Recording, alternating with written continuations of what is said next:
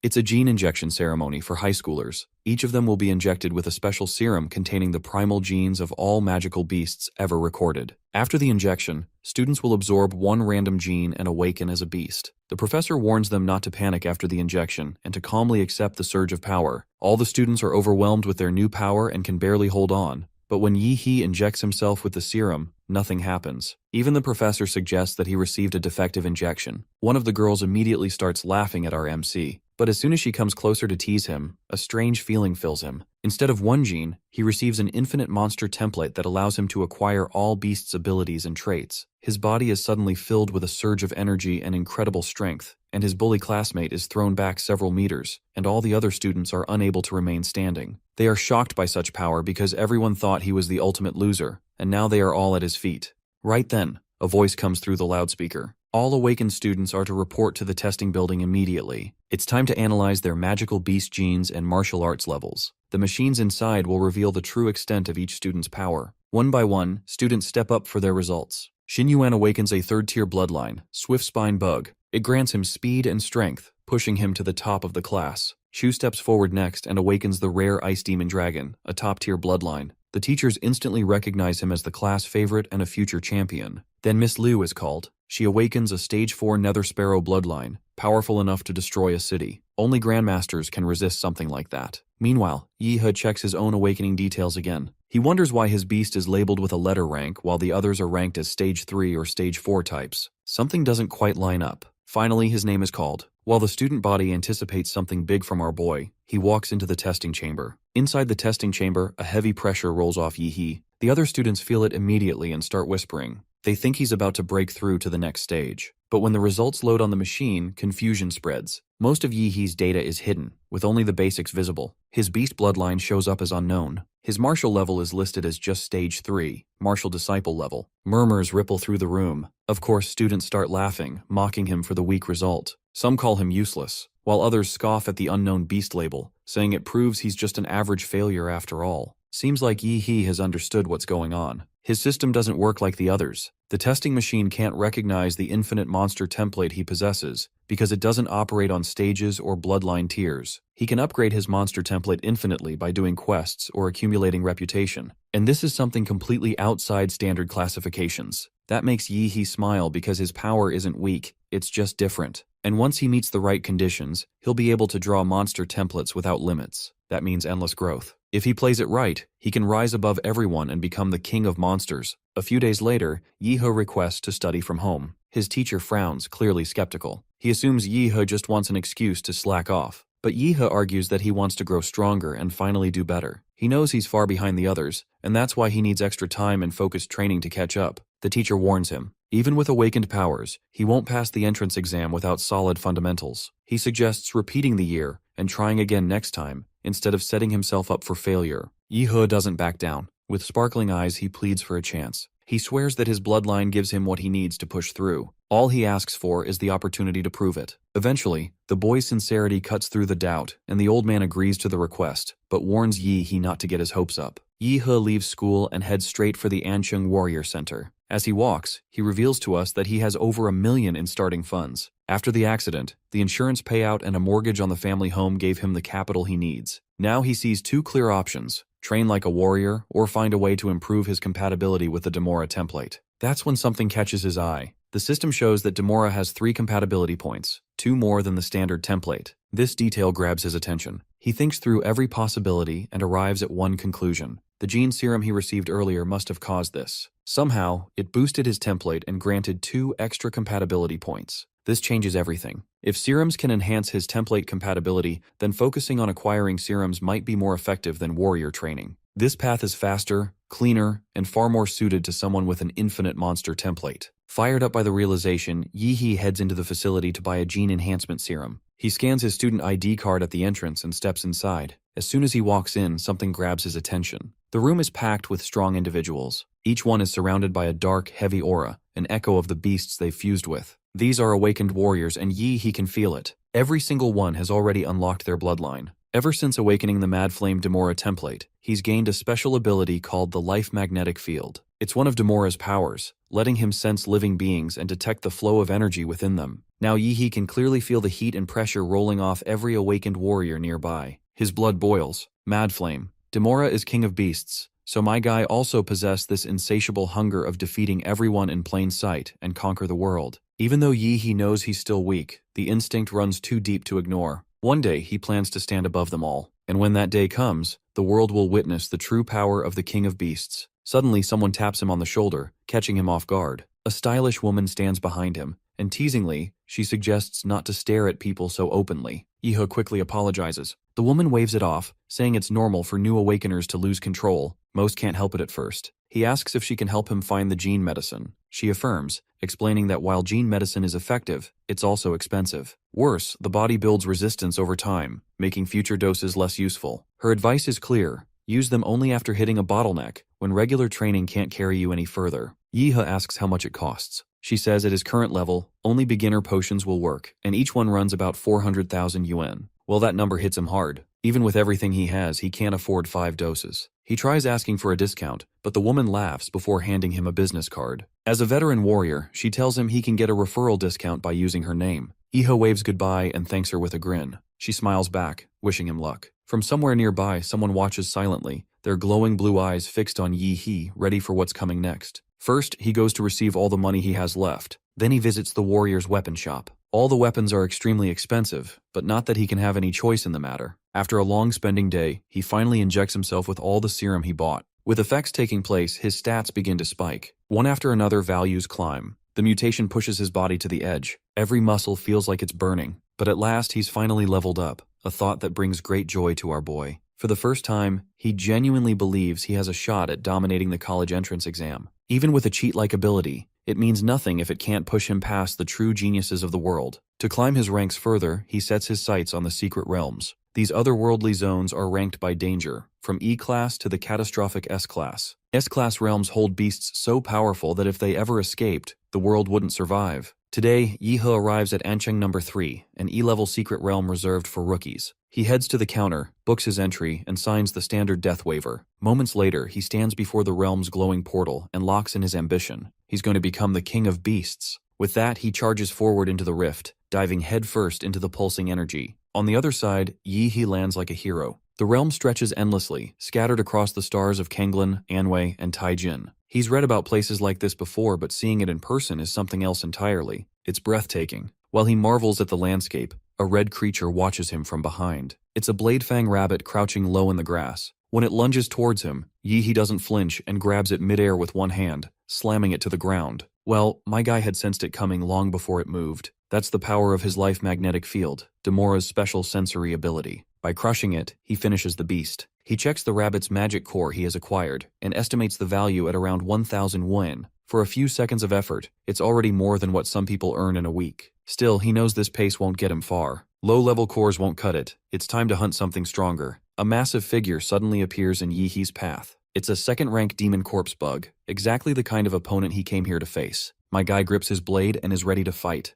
Drawing from memory, he recalls the monster encyclopedia's details and targets the beast's weak point, its soft abdomen. The demon corpse bug retaliates by firing a swirling blast of energy. Yi gathers his strength, charging up a wave of martial energy. He launches a full-power hyper beam directly into the monster's path. Before the dust settles, another beast emerges from the shadows. This one unleashes spinning purple projectiles from its mouth. Yi's eyes widen as he realizes its mandibles are built to fire deadly ranged attacks. One projectile slams into his body, sending him crashing backward. He grits his teeth, frustrated by the damage and the ruined outfit. His martial skills clearly aren't enough to keep up with this level of beast. He blames the original body's weak foundation, both academic and martial, for holding him back in critical moments like this. With no other option, he activates the Mad Flame Demora bloodline, Emperor Demon. His body ignites with energy as his strength jumps from 15 to 21. Power surges through his limbs while the demon bug roars in rage, preparing to charge again. The monster lunges forward with wide jaws. Yi drops low, his claws with energy as he dives toward his enemy. He strikes with beast-like force and finishes the second-tier demon corpse bug in one clean motion. Still radiating heat, Yi inspects the damage. The venom has already begun corroding his weapon. He mutters under his breath about the sword being a scam annoyed by its poor resistance. Suddenly his stomach tightens due to hunger, and conveniently enough, he smells something appetizing in the air. Yi-he turns toward it, eyes landing on a green-grade magic core emitting a surprisingly rich aroma. It's the magic core of the monster he just killed. Despite the evident risks, he proceeds to consume the stone. As soon as he swallows it, energy bursts inside his body, spreading through his limbs. The system flashes an update. His compatibility with the Mad Flame Demola template has increased slightly. You see, even cheap magic cores can improve compatibility more efficiently than high-priced potions. This stone gave him the similar results which he would have gotten after consuming 4 bank-breaking serums. He can't believe how much money he wasted on pay-to-win gene potions. It is then that Yi-he makes a decision. He's going to hunt all night to make up for the losses. Activating his life magnetic field, he sends out a pulse to scan the surroundings and locks in on nearby targets. By the next afternoon, his compatibility reaches 9%. His physical stats also climb to 15.8. With white-grade cores no longer improving him, he decides to stop consuming them and sell the rest. When he puts over all the stones on the counter, the receptionist is boggled out of her mind. A high schooler turning in this many cores is just insane. Following protocol, Yi-he earns 200,000 credits from the sale. 9 days remain before the college entrance exam. In Ancheng number 4, a D-class secret realm opens to the public. A small team prepares to enter. Their target is the Blood Jade Flower, tied to a high-paying bounty mission. But they're one person short. Old Chen's recent injury left them without a full squad. One of the guys, Lin-he, assures the group he already contacted an agency, and a replacement martial artist is already there. And that martial artist is Yi-he. Now in disguise, he confirms his fake identity, Dadsla, a level 9 martial disciple. Turns out, he had paid 100,000 credits to an illegal agency for forged credentials so he could join the mission. Naturally, the others react to his name with confusion. Yi-he casually admits it's a copyright-safe version. Lin-he then sizes him up and warns that he better not hold the team back. His level is low, and they don't need any extra risk. Still, he allows him to come along, as long as he observes the mission quietly. My guy is ready to do everything they ask of him. Eventually, the group crosses into the secret realm by vehicle, driving through the shimmering portal with the Blood Jade Flower as their goal. They are heading toward an oasis where the Blood Jade Flower is located. Also, a powerful Tier 2 monster with an elite bloodline is guarding that flower. Meanwhile, Yi-he surveys the terrain. Unlike the lush rainforest he explored last time, this realm is nothing but wide-open desert. Without warning, a swarm of earth demon rats bursts from the sand and gives chase. The captain reacts instantly, shouting for Hood to handle it. Without a word, Hood gets ready with his blades. As the rats close in, Hood unleashes a set of massive bladed weapons, slicing through the attackers with ruthless precision. One after another, the rats are shredded mid-chase, exploding into dust as the vehicle speeds through the desert. Once it's over, Hood calmly confirms the threat is handled. Yi-he watches from his seat, quietly noting how efficient and brutal Hood's combat style is. In the distance, the desert stretches wide under a sky of glowing planets. A green oasis sits at the center, likely marking the location of the Blood Jade Flower. The team advances on foot beneath a burning sky. Yi-he wonders why they aren't using the vehicle to cover more ground. Lin-he explains the reason clearly. If they drive any closer, the engine noise will draw nearby monsters. From here on, they travel quietly. Roles are also assigned as they move. Xiaoxia will use a stun grenade, while Wu and Hood will handle trap placement. Old Lu is in charge of cover fire while Lin-he leads the frontline assault. As for Yi-he, he's told to stay back and observe. My guy quietly agrees, keeping things simple. Finally, they put their plan into motion.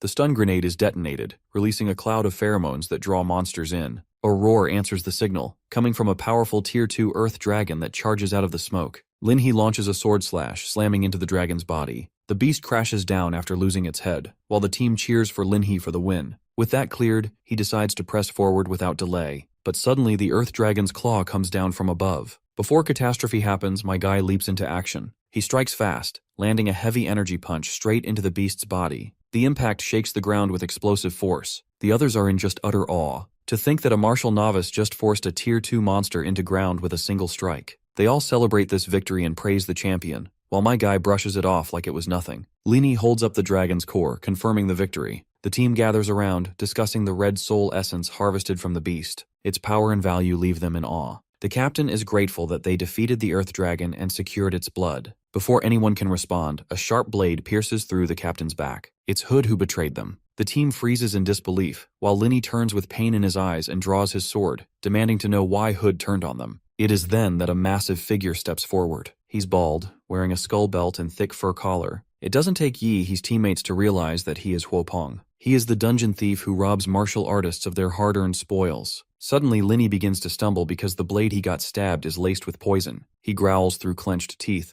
asking how even the bald head knew the location of the secret dungeon. It's then that Yi-He realizes the truth. There was hidden information embedded in the blades Hood used earlier to dispatch those hounds, planted with intent. Seeing how cunning our boy is, Hood smirks and mocks our boy, telling him to stop chasing death and go back to school. But my guy doesn't flinch and replies that he plans to take first place in the upcoming exam. The bastard then throws those same poison-laced daggers, but my guy catches them bare-handed and burns them away with his blue aura. Seeing this, Huoping's interest has increased in our boy. Hood, on the other hand, decides to go ballistic and throws a barrage of daggers at his enemy. Yi-He counters with a burst of fiery energy, fully unleashing his strength. Hood then vanishes from his place and appears right behind our boy, attempting to drop in with a devastating technique, Mountain Splitter. Yi-He answers with crackling electricity and fires a piercing bolt of energy that directly makes its way through Hood's heart. Seeing the bastard down for the count with just one strike, Captain Linny and the others are stunned. The supposed novice just took down Hood in one strike. As my guy is aura farming with his enemy dropping from the sky, Huoping is shaking in his boots. He demands to know what kind of powerful family Yi-He comes from. There's no mistaking it, he recognizes the gene technique. Yi-He answers coolly, saying he's from the Damonra clan, and throws in a sharp remark about Huoping's growing desperation. The enemy responds with a roar of dominance and lets go of his human form. He has activated his bloodline transformation, unleashing the terror of Tyrant Terror Black Bear. His muscles swell and his body mutates into a towering beast. Using the martial technique Peak Shaker, he charges forward. Yi-He strikes first, aiming low. His attack lands hard against the beast's legs, but Huoping swings back with a spin punch. His massive paw slams into the earth, blasting debris in all directions. Instead of towing around with this bastard, my guy decides to end this. He channels everything into one strike, core-fused mountain-crushing fist. The technique helps him unleash a barrage of devastating blows, pounding his enemy to the point that the bastard is no longer in the state to fight. His teammates stare from a distance, struggling to process what they just witnessed. The so-called martial novice just brought down a powerhouse. The injured bastard's voice grinds out a final curse. He calls Yi-He's gene technique despicable and swears that he'll be punished eventually. Yi-He doesn't respond with verbal jabs, because his blazing blue fist is more than enough to shut this guy up. The scene then cuts to Central Stadium of An City, where a massive martial arts tournament kicks off. Cheers rise from every corner as flags wave and lights flash. This year's entrance exam follows a knockout format. Students are paired up, and only those who win 3 consecutive matches in the audition rounds will qualify for the finals. At the top of that bracket waits the title of highest scorer. From the broadcast booth, the announcer hypes the crowd, reminding everyone that these students represent the future of humanity's survival. Every punch they throw carries more than just personal ambition. The higher-level entrance exams begin in full force as combat erupts across the stadium. In Arena 1, battle energy collides with precision strikes as students fight with everything they've got. In Arena 4, another fierce duel is already underway, with no signs of slowing down. The attention then shifts to Arena 6. There, only one participant stands on the platform. Her name is Huang, waits for her opponent. The commentator updates the audience, explaining that while Huang has arrived, her opponent, Yi-He from Ancheng Middle School, is still missing. With no sign of him, the match may end in a forfeit. Meanwhile, the woman looks fired after recalling the humiliation she endured in the past. She has trained hard for this moment, hoping to claim revenge with the help of her fierce fire lizard. But once again, the one person she wanted to face didn't even bother to appear. Meanwhile, students and spectators mock Yi-He, calling him a coward for failing to show. The referee raises his hand and prepares to confirm the forfeit. Then everyone notices that the sky is shifting. A streak of blue light cuts through the clouds. It's our boy, descending from the sky like a goddamn meteor and crashes into the arena floor with thunderous force. The ground shakes as dust and debris scatter from the impact zone. Huang flinches, thrown off balance by the blast. She is unable to make sense of what's happening. From within the smoke, Yi-He launches straight into action, driving his foot into Huang's face with overwhelming force. That single kick lifts her into the air and sends her flying across the platform. After knocking her opponent, my guy is farming some extra aura by acting nonchalant. Huang lies defeated on the ground as the announcer declares Yi-He the winner. The crowd erupts with excitement, cheering for his strength and praising the legendary sky kick that ended the match. Also, our boy's power stems from the blood jade fruit he got from the captain for saving their lives back then. As expected, the tournament bracket updates, showing Yi-He advancing to the next round, now scheduled to face Long Tao. But once again, my guy defeats Long Tao from Ancheng No 4 Middle School with a powerful blue energy strike. In the following round, Yi-He knocks out another opponent from a different middle school, securing another decisive victory. The crowd celebrates his back-to-back wins, shouting that he's become a one-kick Superman thanks to his unstoppable performance. With 3 victories behind him, Yi clears the audition phase and moves into the third round of the tournament. University scouts immediately gather around him. Each one tries to recruit him, offering praise and promising scholarships. Surrounded by officials and representatives, Yi calmly repeats the question they keep asking and states his answer. He declares that he plans to enter Hwadu University. Some nearby voices question the decision, warning him not to be overconfident. Hwadu is one of the top martial arts universities, and getting in is no easy task. But my guy is clearly determined to prove them wrong and claim first place by strength alone. Shortly after, officials approach him and request a re-evaluation of his martial arts level. Of course, the results shock everyone.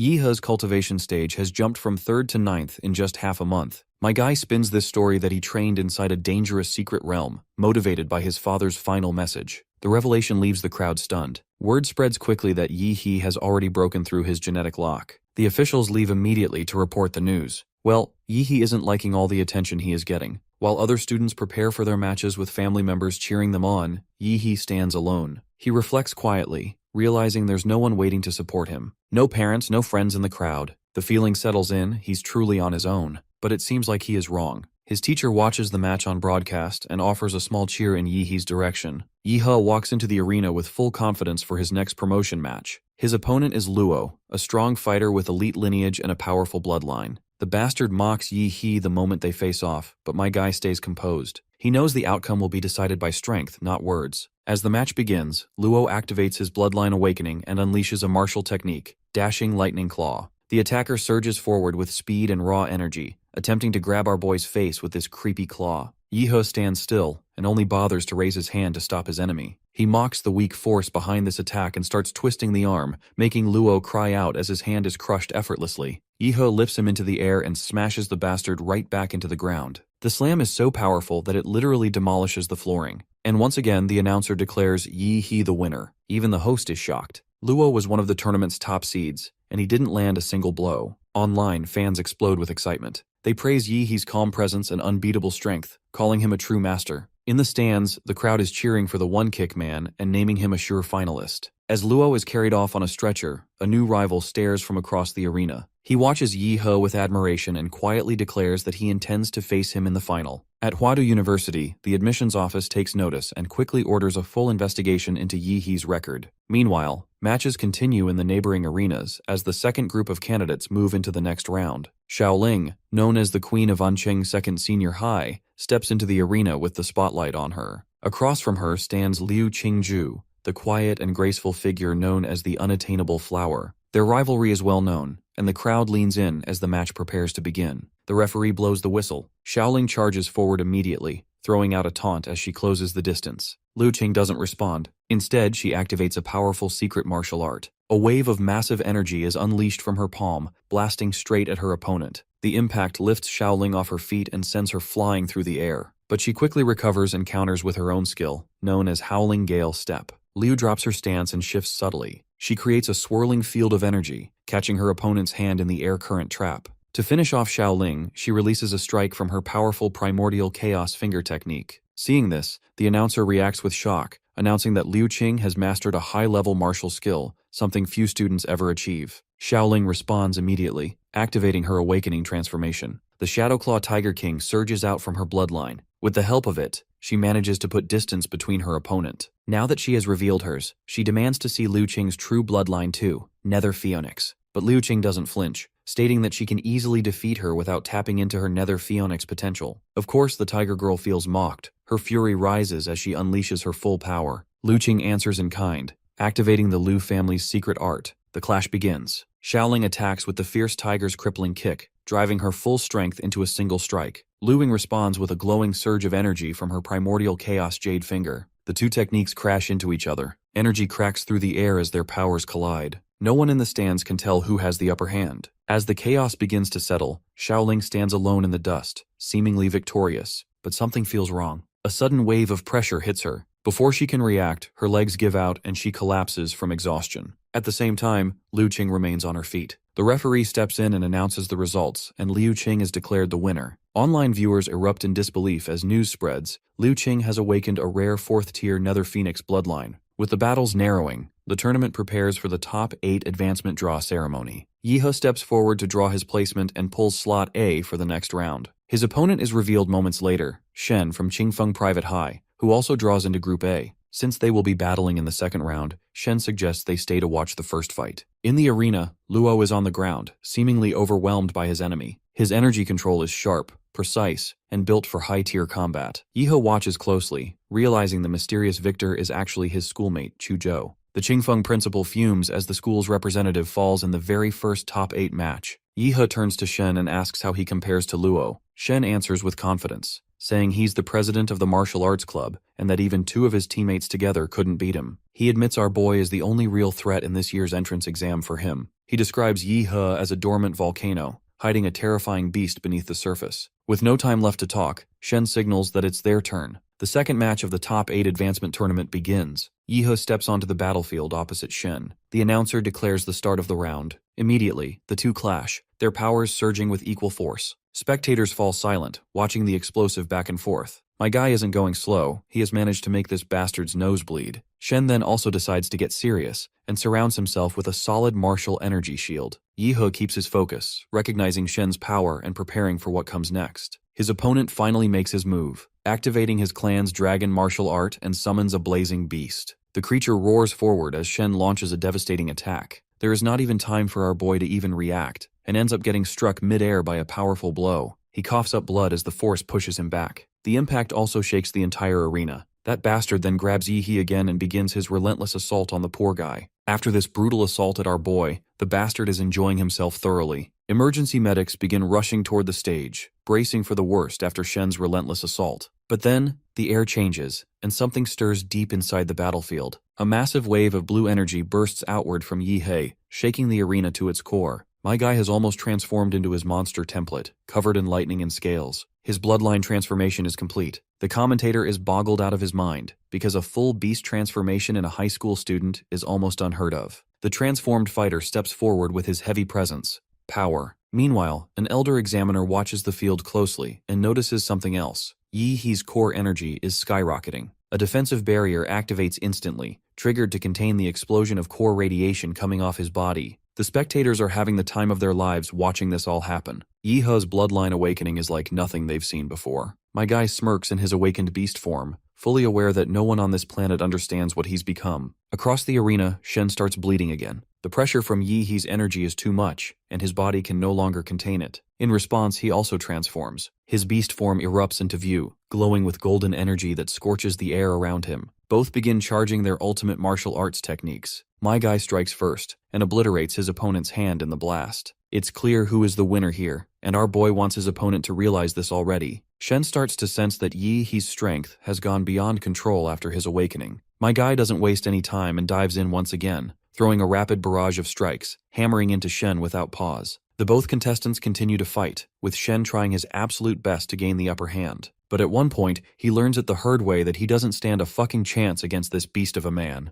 Before Yihe throws a finishing blow, Shen forfeits. Yihe is utterly disappointed that the match has ended even before it started. Regardless, Yihe is officially declared the winner. Online, the response is instant. Fans joke that our boy didn't even go all out and his opponent surrendered like a pathetic dog. Clips of the battle flood every platform, and social media explodes with praise. Meanwhile, the principal explodes in anger over Shen's surrender. He threatens to cut off all support unless Shen repays what's owed. But Shen silences him with a single gesture. He grips his shoulder and explains flatly that he surrendered to avoid permanent damage. He warns this fatty that strength isn't something that can be controlled with threats. The principal stays silent for a moment, then quietly agrees, clearly shaken by the intimidation. The top 4 finalists of the tournament are finally announced, and Yihe's school dominates the board, securing 3 of the 4 available spots. Their principal can't hide his excitement, already imagining to promote Yihe's teacher for raising such exceptional kids. Meanwhile, Yihe walks up and pulls his match assignment. Once again, it's Group A. Across from him, a powerful girl steps forward and draws the same. With that, the semi-final match is confirmed. Yihe versus Liu Qing. Excitement erupts through the arena, with fans chanting for what's expected to be the most intense battle yet. Liu Qing possessed divine phoenix powers. With ease, she had previously crushed a top-tier bloodline user, which clearly explains that her power is overwhelming. Fans also revere Yihe's Thunderbeast powers. In the semi-final venue, once the both contents step forward, the referee signals the match to begin. My guy takes the initiative to start the show. Seeing his display of power, Liu Qing stays calm and composed. The only thing she's hoping for is that he's strong enough to push her limits. The commentator can't see Jack due to the swirling dust, struggling to describe what's happening. Let's cut to our boy's inner monologues. He quickly realizes she's not just powerful, her battle instincts and intelligence are far beyond most opponents he's faced. Understanding the risk of dragging the fight out, he acts first. His body ignites with blazing energy as he charges directly at her, launching a full-force attack. Liu Qing surrounds herself with energy, preparing to counter as Yi He closes in. At the last moment, he spins into a sweeping strike, trying to catch her off guard. She reacts instantly, blocking just in time, but the move surprised her. My guy leaps again, driving his energy into a direct punch aimed straight at Liu Qing. Clearly, my guy isn't giving her a single chance to strike back or fall back, overwhelming her clearly. After this continuous back and forth, she decides to act for real this time. She activates her bloodline, awakening the force of the Netherbird. Her eyes glow with intensity as she warns Yi He that she may not be able to control her strength in this state. Yi He isn't bothered. That's exactly what he wanted to hear. He explains that until now, he was only using half of his power, and he's ready to fight seriously. Liu Qing dives toward him at full speed, unleashing a devastating strike. Yi He roars, power surging through his limbs, and counters with explosive force. Their blows collide. An impact sends a shockwave across the arena. The audience shields their eyes as the blast expands outward. Meanwhile, the girl finds herself in utter disbelief when she notices this overwhelming force surrounding our boy. After preparing himself, Yi He unleashes a concentrated beam of energy blasts from his mouth, cutting across the arena in a straight, unstoppable line. Liu Qing stands there in order to counter it. When the beam strikes her, she redirects the blast using her enchanted feather. The energy scatters all over the arena, and some of it goes straight towards spectators. But a barrier absorbs the impact before it could hit the common people. Turns out it was the mayor of the An City, Huang Qing, who conjured up that barrier. After watching this explosive battle, he declares that the strongest guardian in An City's history is being born today. On the battlefield, blood drips to the floor, and it certainly belongs to Liu Qing, who remains upright, though her body is damaged. By now she is sure that she can't beat him.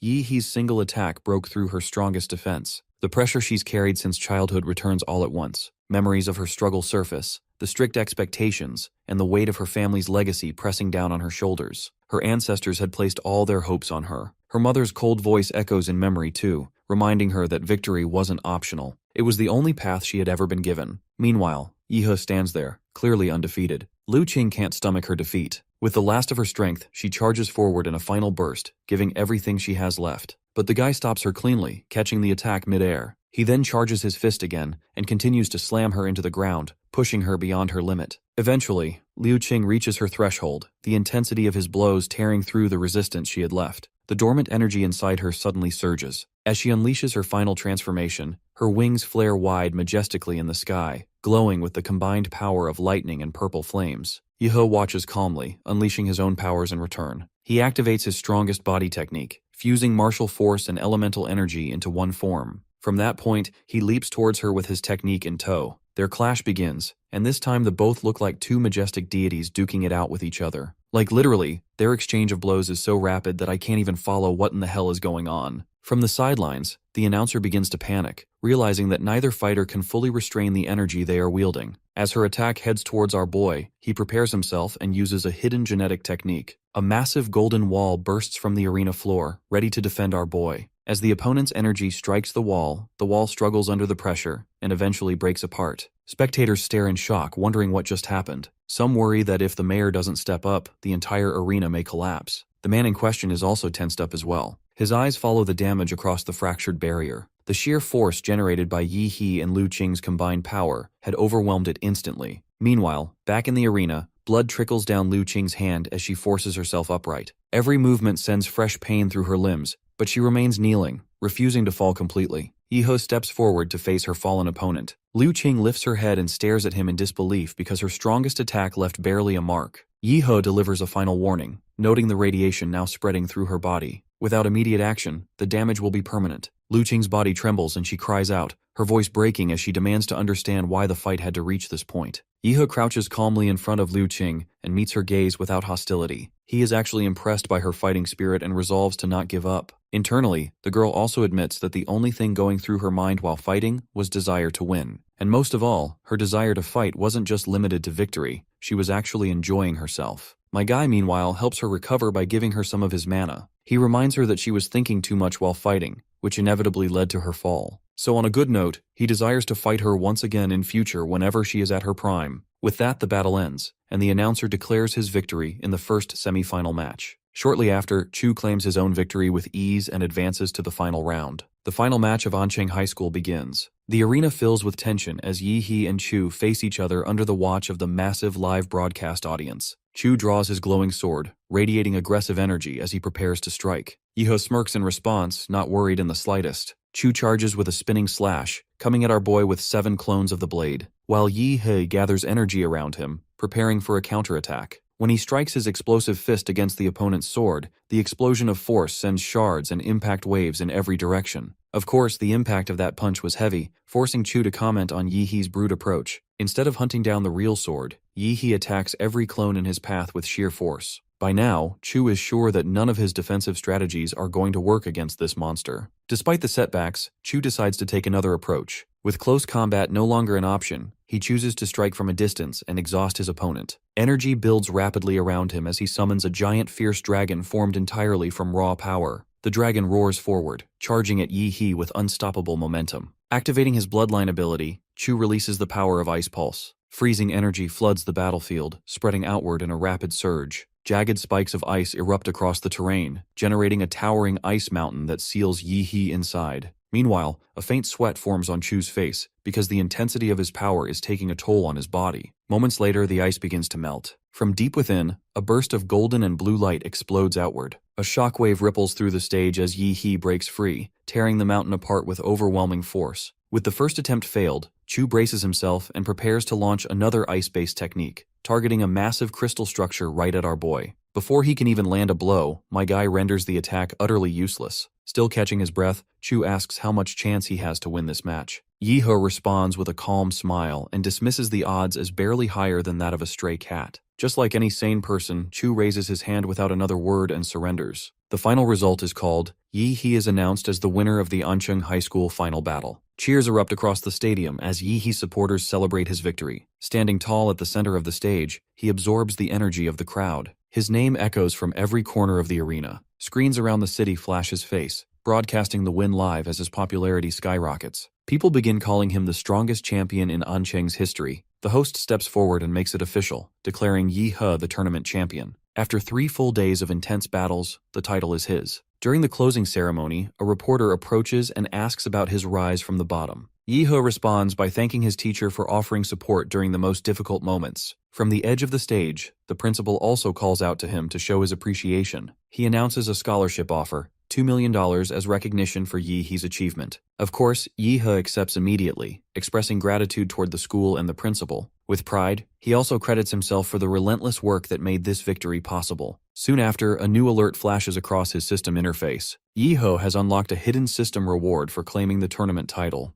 Later, he walks down the quiet stadium corridor, but the moment he steps outside, a crowd explodes around him. Reporters, students, and camera crews rush in from every direction, overwhelming the hallway with lights and questions. Several students push forward, holding up suggestive images and asking bizarre, inappropriate questions. Caught off guard and unable to respond, Yi He bolts through the doors, shouting that he doesn't have time for any of it. He slips into the basketball gym, finally shaking the crowd. Breathing easier, he is excited after learning that he can earn other template abilities as well, meaning he is not limited to using just one template. Before he can mull over it any further, a man steps out of the shadows and congratulates him on winning the tournament. At first, Yi He assumes it's another reporter, but the man quickly clarifies that he isn't from the media. He introduces himself as someone connected to Huadu University, here to discuss a matter related to genetic locking. Of course, my guy gets a little alarmed after hearing this term. After all, he gained all his power through monster templates and had never used any system related to genetic locking. The man then asks if this term was something Yi He learned from his father, who was just a regular taxi driver. Yi He confirms it, but the man pulls out confidential documents and says the information doesn't match his father's background. There's more to this story, something hidden deeper. He hands Yi He an envelope and says it's related to his unique case. Yi He opens it and freezes on the spot after seeing the contents. Inside is an image of a divine-like being named Prometheus. The documents reveal a connection to a top-secret national biotechnology project, one that has never been disclosed to the public. It looks like Yi He finally understood what this guy's deal is. As far as he has understood, these guys think that his father was a scientist working on this Prometheus project, and Yi He himself is the result of that project. The man confirms this assumption by informing him that he has been identified as a high-level national subject. According to the report, he is now recognized at the national level and will be protected under full state authority. Furthermore, the state has no intention of causing harm. Instead, Yi He is entitled to know the truth about himself and his classification. Of course, my guy plays along and responds accordingly. For him, fame always brings trouble, so he would rather be left alone. Once the guy is gone, Yi He returns back to the task at hand. With his official acceptance into Huadu University confirmed, he is celebrating the substantial scholarship and prize money he received. Most importantly, he is excited to draw the template ability he has been awarded for clearing the exam. Waiting no longer, he activates the system's template draw function. A glowing portal-like structure materializes before him, radiating with powerful light. As energy gathers around the vortex, a massive godlike mechanical being emerges. The system identifies it as an D-rank template, supergiant humanoid. This thing is 60 meters tall and has a 1% fusion rate. The reveal leaves Yi He stunned. He immediately begins calculating the potential. If the supergiant humanoid could be fused with the Demora template, the result would be devastating. A visual forms through the system, an imagined fusion of both monstrous powers, towering and violent, radiating near limitless energy. Elsewhere, a mysterious big shot cancels all of his scheduled appointments. He simply states that private matters must be addressed. The guy this big shot is talking to is an investigator in a hazmat suit, reporting that no body was found among the ruins. However, remnants were recovered near the last signal location. Testing reveals signs of nuclear radiation and traces of a massive energy explosion.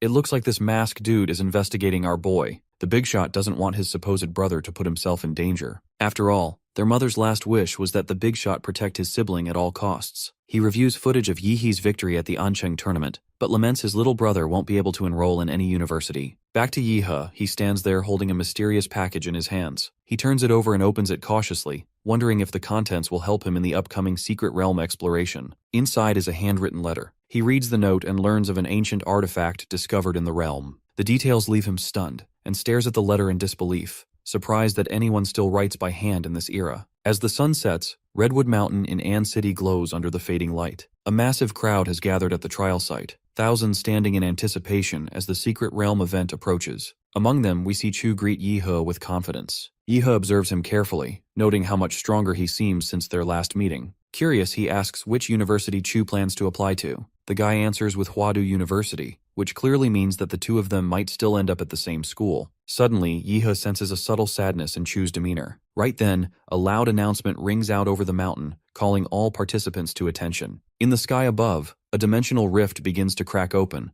The rift pulses violently as a massive dark creature with multiple heads starts to emerge from the void. Above Redwood Mountain, the monstrous beast hovers in the sky. Participants scattered across the battlefield stare upward, stunned by the creature's overwhelming presence. Amid the rising tension, a red-haired warrior steps forward and rallies the group, ordering them to take down the demon and charge into the secret realm. Combat erupts instantly, with so many people charging at one creature only. By now, the poor creature is regretting his decision to come here. Inside the Redwood Mountain secret realm, Yi He and the other participants are trekking through the realm's terrain. As they walk, Yi He detects a sharp metallic scent thick in the air. From the forest's edge, a swarm of demonic creatures emerges. Their twisted forms rush forward, charging in from every direction. Right away, an immediate order goes out across the group, eliminating the monsters first before anything else. The fighters respond without delay, and blades and energy strikes tear through the swarm. As the warriors are cutting down the monsters left and right, Chu is also doing his part. But just as he is about to get attacked by one of the monsters, our boy helps him out. Speaking of our boy, Chu glances behind him, only to find dozens of demonic beasts lying in a melted heap nearby, their remains dissolved down to bone and smoke. He gets shocked when he realizes that it's Yi He who killed all of these creatures. It's revealed that he's been using large-scale nuclear radiation strikes, quietly destroying the cellular structures of the monsters, without leaving a trace. Observers watching are shocked by the speed and scale of the clearing. Some express doubt that a high school student could be that powerful, but others recall the strength shown during this year's live broadcast,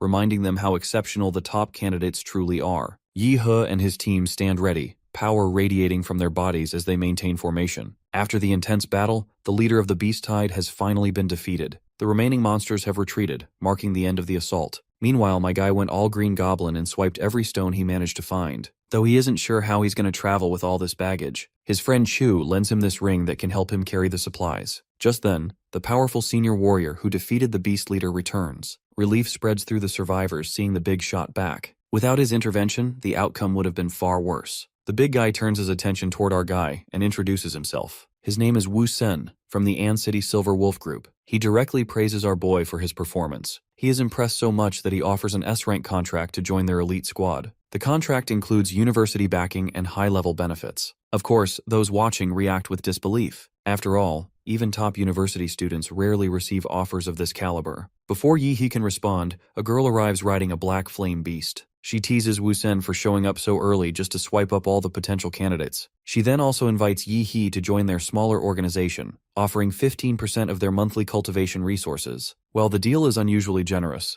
equivalent to a shareholder-level benefit. And once again, the surrounding crowd reacts with shock. But Yi He declines both offers politely. He states clearly that he's not interested in joining any teams for now. Despite the rejections, he shakes hands with both representatives, leaving the door open for future cooperation. With the beast tide repelled, Yi He and Chu turn their attention back to exploration. They leap into the sky, scouting the terrain from above as the forest stretches out beneath them. The two land atop one of the massive red trees, scanning the vast landscape. Suddenly, Chu spots something strange. In the distance, enormous beings tower like mountains. While Chu is feeling a wave of apprehension, my guy is getting turned on after seeing these massive guys. He then continues scanning. With his life force radar, he maps the distribution of all living creatures in the area. Most of the forest pulses with life signals, but one zone is completely blank. A vast section of the southeast reads as a void. This anomaly is so suspicious that he is sure there must be something big. When there is smoke, there is fire. Without any hesitation, he decides to head toward Stud Lake. A while later, Yi He suddenly finds Sister Yuli in the forest. The girl is here with two teammates beside her. Yi He walks up beside them, asking how long they've been inside the realm. Yuli explains that her team only arrived recently and has been scouting the lake area. Yu Yang suddenly bursts from the surface of the lake. The guy excitedly shouts that they've struck gold, claiming to have discovered something beneath the lake. He tells the others that ancient ruins lie below the surface,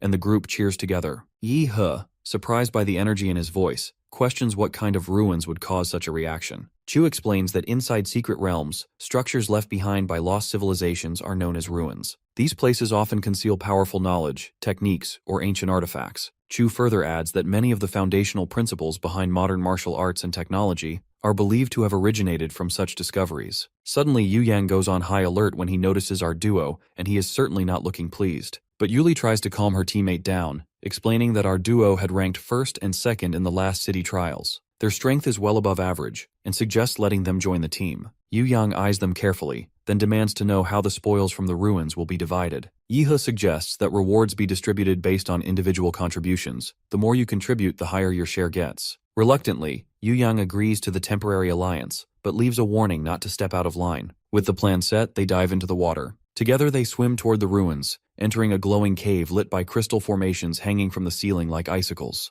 The glow reflects across the cave walls, casting light across the team's path. They examine the chamber ahead and notes that the deeper section of the cave lies beyond a narrow corridor. Suddenly, Yu Yang realizes that their teammate Li is missing, who was supposed to be guarding the entrance. Another teammate guesses that Li may have gone ahead alone in search of treasure. Yu Yang shouts for Li, but no answer comes back. As the group inches forward, Chu asks whether any precautions were taken against potential monster threats in the underground area. One of the girls responds, saying she and Li placed detection bombs near the ruins, but not a single monster has appeared. She doubts whether they should continue, especially now that Li has vanished without a trace. Yu Yang reacts with anger and shouts that they must continue. Fortune is ahead and only cowards turn back. Those who fear risk can leave now, while the rest must move forward. As expected, his declaration silences the group. Under pressure, no one steps away. Each person steadies themselves and begins moving through the glowing underground corridor with caution. As they go deeper, our boy can sense the danger ahead, but there's no time left to assess the situation further. The danger has already begun. In his mind, he realizes that Yu Yang and Li finding this hidden route in such a massive underground cave is too precise to be coincidence. The path they followed was likely a trap. Even so, Yi He doesn't falter. He smirks slightly, confident in the trump card he has yet to play. The group proceeds into a vast underground chamber. There, eerie green vines crawl across the walls, pulsing faintly with energy. As they look closely, they come to notice skeletal remains wrapped tightly in vines, evidence of a massacre that occurred here. Above there, they also see the remains of Li's body, which has been dissolved into nothing more than a skeleton. The group is shocked out of their minds, so much so that Yu Yang drops to his knees. Not only the relic they came to find is missing, but Li also lost his life. But right then, something starts affecting his body. The same force that took Li is now consuming him. He tries to warn the others to run. Before he can say anything further, green vines explode out from his skull in a bloody fashion. He's killed immediately, his body yanked upward and impaled by the same demonic vines. My guy steps forward and blasts the body into smithereens before shit escalates further. Turns out, the demon beast is more intelligent than expected. It captured 2 warriors and used Yu Yang to make a perfect bait in order to draw more prey. It's already too late to realize this, since they've walked straight into the trap. The cave shakes as massive vines slam down, sealing the entrance tunnel behind them. The beast doesn't want them to escape. Chu then decides to enlighten this clueless lady. Based on everything they've seen, the enemy is a second-stage demon beast, known as a ghost vine demon. Its power and cunning place it far beyond normal threats. Yuli's eyes go wide in disbelief because a king-level beast is something none of them are equipped to face. But my guy isn't fazed at all. He doesn't care about the classification. The only thing on his mind is smashing the monster to pieces. The ground shakes under the weight of his power as the first strike launches. At that moment, another force enters the chamber. A powerful man charges forward, his presence fierce and commanding. Our boy notices this mountainous man. Looks like it's the same man who was digging in our boy's background. He explains how he traced Yi He using radiation he left behind in the mountains. Even after suppressing his presence and trailing behind through stone walls and collapsed tunnels, he managed to follow Yi He into the cave undetected. Now he's here to finish what began long ago. The one who escaped their ambush before is finally within reach. Yi He glances at the furious man charging toward him, casually feigning confusion over the attacker's identity. The man, shouting in rage, launches a reckless attack. Mid-charge, he's suddenly entangled by a set of hidden vines coiling from the ground. He realizes too late that he's stepped into the ghost vine demon's lair. Panic replaces fury as he struggles, yelling that the demon is now targeting him, suspecting it may have been Yi He's plan all along. Yi He reminds this brute that these veins have the ability to absorb spiritual energy and rage. The man then unleashes a massive energy blast across the battlefield. Yuli surveys the battle and spots cracks spreading across the cavern walls due to the high pressure. The structure is beginning to collapse under the weight of their combined power. She yells for the others to clear out before the entire cave falls. Yi He focuses his energy and fires a spiraling blast upward into the ceiling. The explosion tears through the rock, sending debris raining down. Amid the chaos, Yi He instructs Yuli and the others to escape while he holds the monster back. The fiery attacker roars in response, determined to stop him. Just as the enemy charges, a sudden burst of ice energy cuts across the battlefield. It's our homeboy Chu stepping forward, holding his sword firm and blocking the enemy's path. The attacker scoffs and mocks the defense, reminding them that he holds the rank of 8th stage martial artist. But my guy doesn't give a damn to these fancy titles. With his fist charged with lightning, he delivers a sudden strike. A fierce blow lands, a technique known as atomic explosive fist. The explosion spreads in a flash of blue light, rattling the terrain. After the hit, Yi He turns to Chu and instructs him to fall back, acknowledging the difference in rank. The opponent is powerful, and Yi He intends to take him on alone. He steps forward, telling the others to leave the rest to him. A while later, everyone except our boy finally gets out of the lake, and Chu also gets out. Just as he is worrying about his partner, a massive eruption of blue energy bursts from the lake, and out pops a massive mutant creature from the blast. Is it an Attack on Titan reference? Whatever it is, I don't care, but what I know is that bastard who was all full of himself has been cooked through and through. A while later, Yi He reappears in his human form. He leaps from the lake just as his teammates rush toward him. After taking a seat on the ground, he reveals that the dude who barged in was laced with a plasma bomb. Both that guy and the vein monster died in the aftermath of the explosion. With their joint venture coming to an end, the both teams decides to part ways. He offers polite farewells to Yuli, promising to repay their support once they escape the secret realm. Now the both boys are alone to grind their asses off and collect as much loot they can. After they're exploring together, they return back and visit the appraisal center. Yi He slams his bag on the counter. The receptionist warns him to show caution with the loot he has gathered. If damaged, he won't get shit in return. He apologizes and begins placing bags on the counter calmly. Each one is filled with resources. One after another, they stack up. By the time he places the final bag down, the receptionist stares in disbelief, barely able to keep up. She hesitates before asking if he's finally finished unloading. Yi He smirks and tells her to begin the calculations, adding that he still has plenty of spirit medicines waiting to be appraised. Not long after, people gather near the center as they start to recognize the rare herbs in Yi He's possession. The crowd is totally stunned by their high value and rarity. Meanwhile, my guy is busy mentally sorting through his inventory, planning to sell off the lower-grade magic cores. After all the exchanges, his account receives a credit transfer of 27 million yuan after the sale. My guy exits the center, preparing to sell the appraised spirit herbs next. But suddenly, a luxury car pulls up in front of him. An older man steps out, the owner of Ping Pharmacy. He greets Yi He directly, mentioning that he heard about the herbs Yi He had brought in. He offers to buy them at a price above market value. Yi He quickly realizes that someone from the appraisal center leaked the information, but he doesn't mind selling. The buyers came to him on their own, and the price is just right. After the transaction, the luxury car drives away, while the man reminds him to reach out again the next time he has more spirit herbs. He checks his phone and sees that his bank account has received another deposit of huge cash. With the money in hand, he begins planning his next steps. Standard supplements and low-tier herbs from the market have done little to improve his cultivation. If he wants to grow stronger, the next investment needs to be in power. The resources required for significant breakthroughs remain out of reach. But another option comes to mind, one that doesn't rely on wealth. He decides to pursue martial arts training. With that goal in mind, he sets off immediately. At Ancheng No 1 Middle School, the doors of the principal's office open. Inside, a warm drink is served, setting the tone for a respectful and formal conversation. The principal greets Yi He kindly and expresses mild surprise at his visit. Yi He presents a small package from Ping Pharmacy, clarifying that it's not a bribe, just a simple token of gratitude. With the principal humbled with the money, he explains his request clearly. Since he hasn't entered university yet, he can't ask for help from his clan. He's hoping the school can assist in finding him a strong martial arts teacher. The principal suggests waiting until university begins, where proper training resources will be easier to access. But Yi He insists. He's ready to grow stronger now and doesn't want to delay. The principal studies him for a moment, then agrees to make an exception. Recognizing Yi He's drive, he decides to help and promises to make the necessary arrangements. The next afternoon, Yi He wipes sweat from his forehead after a training session. His phone rings with the update, telling him that everything is ready. He thanks the principal and asks which martial arts family is willing to take him in.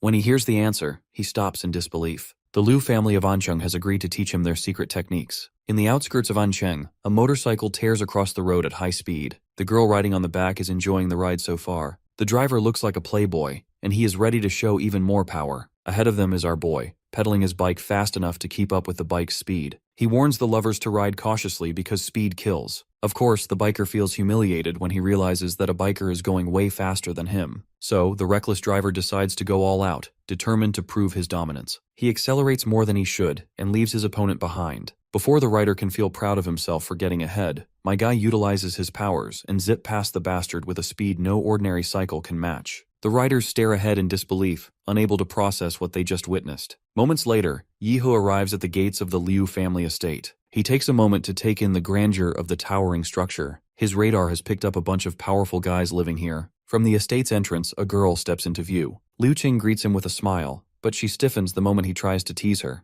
Eventually, she turns and begins walking. As they enter inside the mansion, Liu Qing announces Yi He's arrival. With her call, her mother begins descending down from stairs to greet the young man. Her beauty is undeniable, but it's the command in her presence that stills the air. She introduces herself as Qin Lan, the matriarch of the Liu family, welcoming Yi He. The scene then cuts back to the past. After the college entrance exam, Liu Qing stands nervously before her mother. As she starts to speak, her mother interrupts softly, telling her not to be nervous. A large screen nearby plays footage of Yi He's performance in the exam. Watching closely, she praises her girl's exceptional performance in the exam even though she lost. She then brings up her younger brother. The mother reminds her how her son lacks the talent to carry the family forward, leaving Liu Qing as the sole heir. Similarly, she also acknowledges her daughter's worth, her intelligence, her beauty, her strength, making her their final hope. The Liu family is standing on a fragile edge with her father already pushing up daisies, and their future hinges on powerful alliances. Without blinking, she suggests marrying her daughter to our boy. After all, Yi He's strength, talent, and solid bloodline makes him the perfect candidate. He isn't just a rising star, but someone worthy of the Liu family. She simply asks her daughter to spend time with him and see for herself what kind of future he represents. In the present, at the entrance of the Liu residence, Yi He bows respectfully and presents a gift. Liu Qing's mother receives him warmly, greeting him with kindness. She mentions that the school principal informed her of Yi He's request to study advanced martial arts. She confirms the arrangement and instructs Liu Qing to guide him. Yi He will be taken to the Liu family's martial arts pavilion.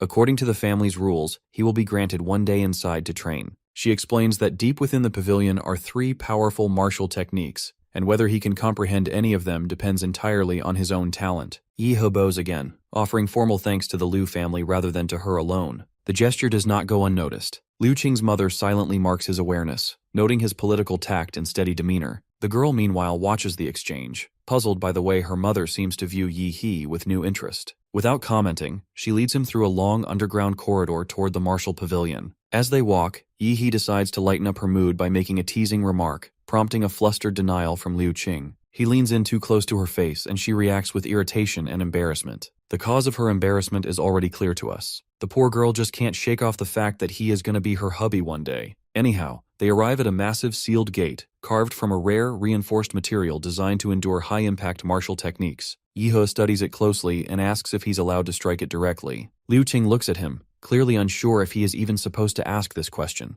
Moreover, why this goofball isn't so impressed with this stone's material. Without waiting, Yihe unleashes a glowing blue punch filled with martial energy. As he is about to strike the surface, Liu Qing stiffens slightly. The technique's color and force bring back fragments of past memories, ones she would rather forget. Yihe follows up with a second strike, launching another wave of blue energy into the gate. The impact ripples through the air, but the stone doesn't crack or shift. Liu Qing lets out a quiet laugh over his failure, while the guy is totally confused about what just happened. All he felt was his energy being absorbed into the void. Anyhow, she escorts him further inside the scroll library. Going further through this library will arrive the secret vault containing techniques. Before heading further, he is told he may select any technique and unlock it using the identity card he has been given. The girl also warns him that mastering a profound level technique in a single day is almost unheard of, and advises him to begin with something foundational. Yihe responds with another casual tease, earning a hesitant, flustered response from her. Regardless, she inputs the code and unlocks the secure vault where the techniques are placed. As the chamber opens, we see small vaults that contain the techniques. She further educates him that learning Xuanhuang martial arts is all about feeling the marital rhythm inside him. If he fails to feel it, then he won't be able to learn it. Long story short, Xuanhuang martial arts are living things. It's not the martial artist who chooses the art, but it's the art that chooses its martial artists. A while later, Yihe sits beneath a glowing statue.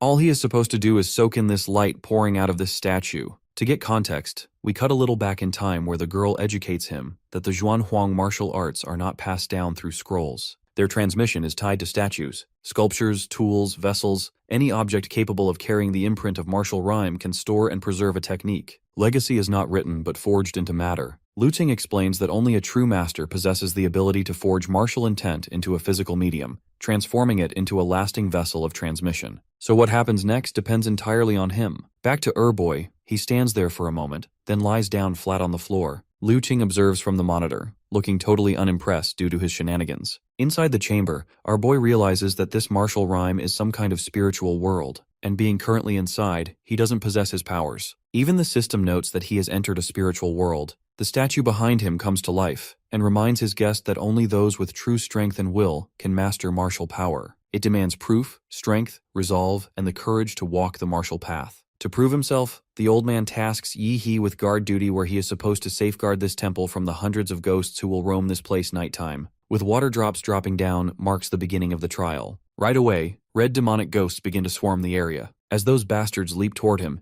Yihe channels his power. He charges into the wave with his blade in hand. My guy continues his slaughter, slashing down these ghosts left and right as if it's nobody's business. Meanwhile, the statue watches in silence. Its tone is filled with contempt as it mocks the weakness of the current generation, dismissing how far martial arts have fallen. Meanwhile, my guy is doing his job diligently. But just as he is attacked by one of the ghosts, nothing happens to him. Even the watching statue is forced to acknowledge what he sees. Yes, baby, ghosts can't do a damn to our boy. It turns out that his system is automatically protecting him from these spiritual beings. So within minutes, Bro massacres all the ghosts with his majestic golden energy, much to the statue's shock. Now the next step is to dive into that well in front of him. The well before him holds more than just light. It contains the condensed essence of the old master's life, a reservoir of pure martial energy accumulated over generations. Within the well lies a forbidden technique known as the devil in the flesh. If he can endure the process, there's a chance he can integrate the technique into his body. With that in mind, Yihe dives in. The observer watching from above tenses at the sight. After all, never before has someone entered so boldly, so unshaken by the risk. Inside the well, Yihe's consciousness is drawn away. Pulled into a spiritual dimension, he finds himself standing before a fierce, multi-headed beast, an embodiment of the trial. As the process begins, blood inside his body starts to boil. His muscles seize and bones convulse under the pressure of the demon technique. Back in the control room, Liu Qing stands beside her mother in silence, watching our boy go through the process. The girl is losing her mind, figuring out what in the hell is going on with this guy. It looks like her mother has begun to understand what's happening. The third Xuanhuang martial technique, the one sealed at the deepest level of the vault, had once come into Liu Qing's grandfather's hands by chance during his later years. No one in the family had ever managed to master it. The technique required enduring shitload of unimaginable pain,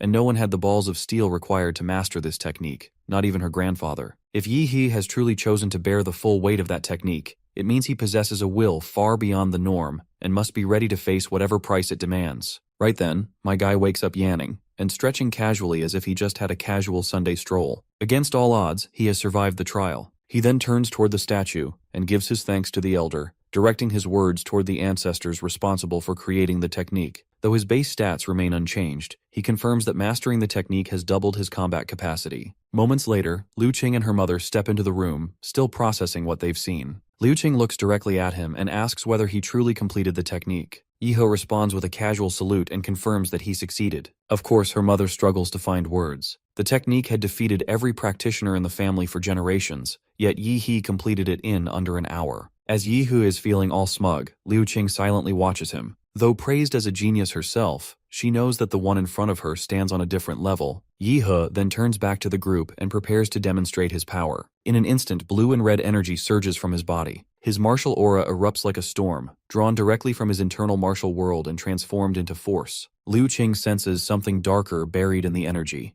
a presence that carries the echo of trapped demons. As for her mother, she is visibly impressed and compliments Yi He's strength with admiration. Not gonna lie, mommy looks totally turned on. Liu Qing then suggests he use the rest of his time in the vault to study the remaining techniques. Meanwhile, the mother feels disappointed for her girl. While she clearly discourages the idea of marrying our boy, she is still handing over literal generational wealth to this boy without any reason. But surprisingly enough, Yi He declines further training, explaining that absorbing the last technique took significant effort, and that he has other responsibilities to tend to. Liu Qing's mother accepts his answer and instructs her daughter to escort him home. Before they leave, she casually brings up a rumor about our boy arriving on a bicycle earlier that day. So, she offers to open her garage from where he can pick any top-tier vehicle he may like. Remembering that couple on that cool Hayabusa, Yi He also decides to grab a heavy bike for himself too. We then cut to that Hayabusa walking down the road on foot after losing his bike in an accident. Turns out, he is that pathetic brother of Liu Qing her mother had mentioned. Suddenly, a high-end motorcycle blazes past the estate entrance, kicking up a trail of dust behind it. Of course, it's our boy. That young man outside freezes mid-step,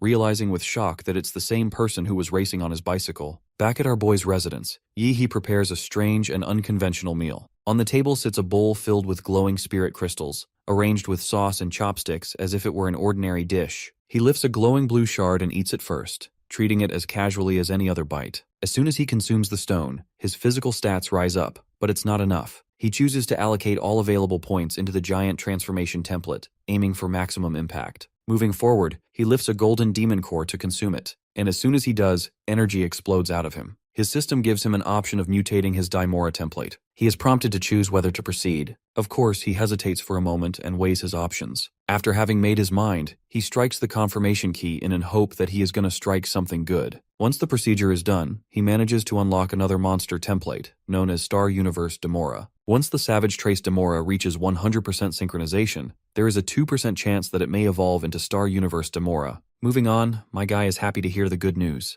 To complete the evolution, he must push the current template to 100%. The only path forward is accelerated growth. Suddenly, a powerful shockwave erupts outside, a clear sign that shit is about to go down. Right outside Yi He's apartment complex, dozens of police cruisers swarm the area as armed officers lock down the perimeter and evacuate civilians. Suddenly, someone knocks on our boy's door. Yi He knows the original owner of this body had no friends who'd show up like this, and there were no scheduled deliveries, so something's off. Right then, he spots an intruder sitting right over the apartment's window. She looks tall, sharp, and deadly. While we don't know who this clown really is, she hints at her intentions a little. Her original plan was simple: hide an item in this apartment and alter the host's memory on her way out. But now that he's seen through her stealth, the situation changes. He'll need to be dealt with. My guy shows no fear. Instead, he takes a moment before dropping the line, "She is already a dead woman walking." Down on the streets, a group of officers clash with a lone man named Joe. Even with all eyes on him, Joe's trying to hold his own.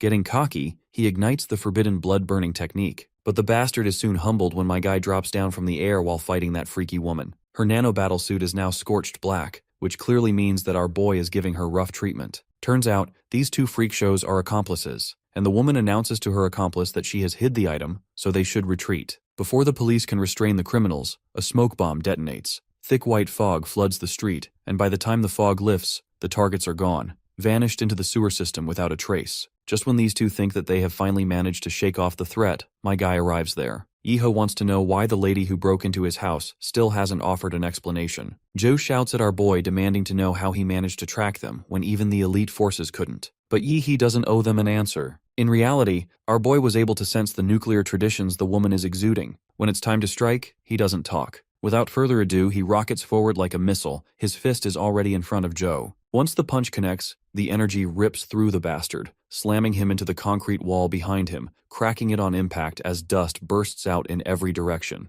That woman, known as Yime, loses her breath after witnessing this horrific scene. Seeing Joe tossed like that hits differently. To her, that shouldn't even be possible, and whoever trained this kid isn't normal. Yehe bothers to clarify that he is the disciple of Emperor Guangla. Turns out, the woman has never heard that name before. That is when that knocked out guy decides to get serious, and transforms into this grotesque, otherworldly alien. Boasting a dignified title of 6th-tier martial artists, this dude is a force to be reckoned with. Seeing a powerful opponent really puts a smile on our boy's face. Meanwhile, that big booba woman tries to surprise our boy from behind, thinking there's no way he'll see her coming. But before she gets close, my guy fires up an energy beam without even looking in her direction. The force knocks her out of invisibility and sends her flying. Seeing that big booba woman knocked out like yesterday's trash, her accomplice Joe decides to throw a devastating punch. In the aftermath, their fists collide in a thunderous impact. The enemy's attack output is tremendously high, and he can feel it. In the next scene, our boy is nowhere to be seen, much to his opponent's bewilderment. But then he reappears in his giant humanoid form, intending to crush this bastard under the weight of his heavy blow. As soon as he throws the punch, you can only imagine what's going to happen to that poor guy. The big booba watches in utter awe, regretting ever messing with our boy. This shit is way above her paycheck. She has no way to escape, leaving her only option: fight to the death. With that in mind, she lunges at our boy and tries to wrap the humanoid's giant head with strings. This thing is a molecular threat pulled from the nano armor, strong enough to cut through high-grade alloys. As soon as she tightens the threads, the humanoid's head disintegrates into nothingness. Just when she thinks she has won, a gigantic beam of energy strikes her out of nowhere, likely obliterating her into oblivion. My guy then approaches that injured bastard, fully bloodied and battered. Since he's going to die anyway, he decides to take Yehe down with him. The thing that woman, Yao Yimei, hid in his room is something called the Golden Gene. Now it belongs to our boy, and he'll supposedly be a target for many because of it. So Yehe's death is inevitable. My guy shuts this bastard's trap with a solid kick to his face, killing him on the spot. Yeho knows reinforcements might be on their way, and the amount of ruckus he's caused won't go unnoticed. So he returns to his apartment, texting with Liu Qing's mother, who is relieved to hear that the police didn't suspect him of anything. He then shifts his attention to the Golden Gene, the same thing those guys were talking about. Looking at it closely, he notices a prominent emblem he's seen before. It was in the Prometheus file a man from Huadu once showed him. From what Yehe can gather, those two guys stole it from Laserbird and were being hunted as they tried to escape. Now those shitheads have passed their headache onto him. In the B-level secret realm, Swan Lake, deep inside the inner zone, a squad of seasoned martial warriors is mid-hunt. They've managed to corner and bring down some blood wolves. As the team captain splits open the blood wolf's stomach and pulls out the magic core, a low, ominous rumble breaks through the forest. The ground shakes under the weight of countless monster footsteps, pounding like thunder, all running in a certain direction. What they see next freezes them in place, an endless wave of beasts, tearing through the forest and swallowing everything in their path. The highlight of this show is a massive beast, known as Sovereign-class beast, Sinwolf. Seeing the monster leading the chaos, the adventurers' party bolt in full retreat. With this sovereign-level beast tide marching toward An City, the adventurers are sure as hell that An City won't survive this. You see, high-tier magical beasts almost never leave their own turf. That's why the Swan Lake secret realm had stayed stable for so long. Now a monster of that level showing up here meant one thing: something seriously wrong. That giant ape-like monster roars and throws these meteor-like objects, and within seconds, the warrior team is torn apart, crushed under the weight of massive boulders. Outside the Swan Lake secret realm, alarms begin to scream across the city. People in the city freeze where they stand. A second later, the mayor's voice breaks through on the citywide broadcast. A massive beast tide is advancing from the B-level Swan Lake realm. Estimated time to breach, 20 minutes. The army has already mobilized, and all citizens are ordered to shelter or evacuate. The mayor's broadcast goes out, calling every warrior in the city to stand and fight. Armed police hit the streets right away to keep order. Government agencies kick into overdrive, trying to keep the city stable and calm as best they can. Inside the mayor's office, he moves from one call to the next, doing whatever he can to stall the inevitable. The second his secretary bursts in with an update, he asks about the reinforcements. Who's sending troops? The answer's bad. This city isn't the only one under siege. Beast incursions have hit multiple regions. Most cities are too deep in their own disasters to offer any support. And the ones still standing are locking themselves down, building fortifications and bracing for impact. His voice shakes as he asks about Huadu. Maybe someone from there, a Grandmaster-level warrior or higher, could be sent to help. Even one would be enough. But that's off the table too. An S-class secret realm just opened in Guanshan City, right beside the capital. Seems like the battle for the city has already started, and one's coming to save them. They gotta fight with what they have. Elsewhere, in the Chu family's training grounds, Yi He and Chu are locked in a sparring match. Just as they move in to start another round, a siren blares across the district. Seconds later, their phones buzz with official alerts. College prep students in N City are ordered to evacuate immediately. Chu breaks the silence, asking if Yi He plans to leave. But well, my guy is on cloud 9 after hearing the announcement. Bro is looking forward to smashing some monsters himself, so evacuating away is just waste. Meanwhile, Lu Qing heads for the door, ready to leave and fight. But her mother steps in and blocks her path. Her daughter's ready to face the beast tide head-on, but the mother is not having it. Her only priority is Lu Qing's survival. If she steps outside now, there's no safety net. No guarantee she comes back. An City's entire fighting force barely scrapes 30,000. Even with old veterans and fresh volunteers counted in, they're under 50,000 in total. Against a beast tide that size, they're like boats in a tsunami. And if sovereign-class monsters are in that wave, that's a death sentence. Even grandmasters struggle to hold the line. According to her mother, her life doesn't belong to just herself. She carries the entire Lu family's legacy with her. One mistake, and that all goes down with her. But the girl isn't having it. A warrior clan that can't stand against monsters doesn't deserve to exist. Without waiting anymore, the determined girl leaves to fight for the sake of her city. As soon as she is gone, Aunt Hong steps out. She questions the mistress about our boy, questioning if he is going to leave too. The mistress decides to let Yi He make his own decision. Inside the Swan Lake secret realm, fighters young and old pack in tight, getting ready for the fight. The beast tide is back for the first time in 20 years, and no one plans to run. With no hesitation, the fighters charge ahead to protect their homeland from the monsters. At the realm's entrance, the soldiers are ready with their artillery and weapons ready. This is In City's last line of defense. Right in the middle, Huang takes command. He emphasizes that 60% of In City's military is already inside, along with every ranked martial artist available. They are supposed to gather intel and return back in one piece, because losing isn't an option. Suddenly, one of those soldiers staggers through rubble, soaked in blood, barely hanging on. Seeing him, medics race to help, dragging him toward the mayor's location. In his shaking hand, he clutches a USB drive that holds the Vanguard's entire combat log. Huang demands answers, wanting to know where the rest of the unit is. The soldier lifts his head and delivers the worst possible news. No one made it alive. He warns his seniors about that black ape, responsible for wiping out the entire platoon. Finally, the monsters have started to make their move, ready to burst out of the realm's gate. These bastards are cunning. They're intentionally targeting the landmines buried near the realm gate near the tower. As soon as the mines are triggered, everything begins exploding. The traps that humans set up turn into noose in their own necks. Huang roars out the order. Hit back with everything they've got and wipe out the enemy before the damage spreads any further. Explosions detonate across the battlefield as flaming debris rains from above. But the main monster boss is sure that these little bitches can't hold their ground much longer.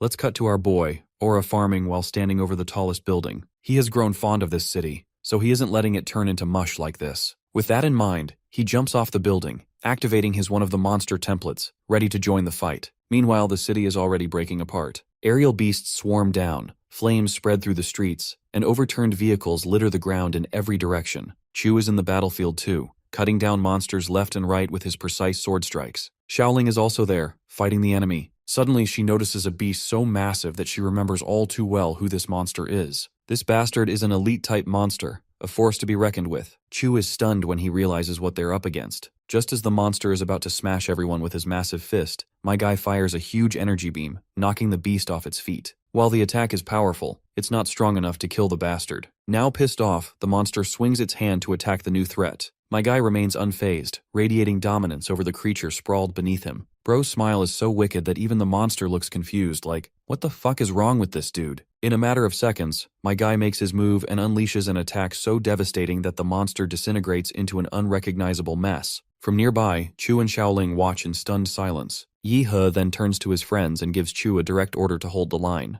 Meanwhile, he heads out to support other zones. High above in the air, he begins scanning the area for bigger prey. Down on the battlefield, a monstrous creature resembling a spiked elephant is causing chaos. The soldiers are trying their best to take it down, but guns are useless against this beast. One soldier tosses his rifle aside and shouts the order to switch to blades. With everyone now armed, these fools charge straight toward their own demise. As expected, not a single one survives. They all end up impaled on the elephant's spiky tusks, giving the monster a downright badass look. While the remaining soldiers argue whether to retreat or fight until their last breath, the elephant prepares to strike them down with its massive trunk. But before that happens, the bastard is pierced by a burst of blue energy that kills it instantly. Of course, it's our boy, crashing down to the ground like a goddamn meteor. Meanwhile, on other battlefronts, the monsters have started retreating to a single location. The awakened fighting there are confused by the sudden withdrawal. One girl explains that the enemy isn't retreating, they're swarming Yi He from every direction. As for his introduction, Yi He is a top candidate who already proved himself in the entrance exam. In this case, the guy with her suggests they can't let him get overrun by monsters. He proposes joining the chaos to help protect their top scorer.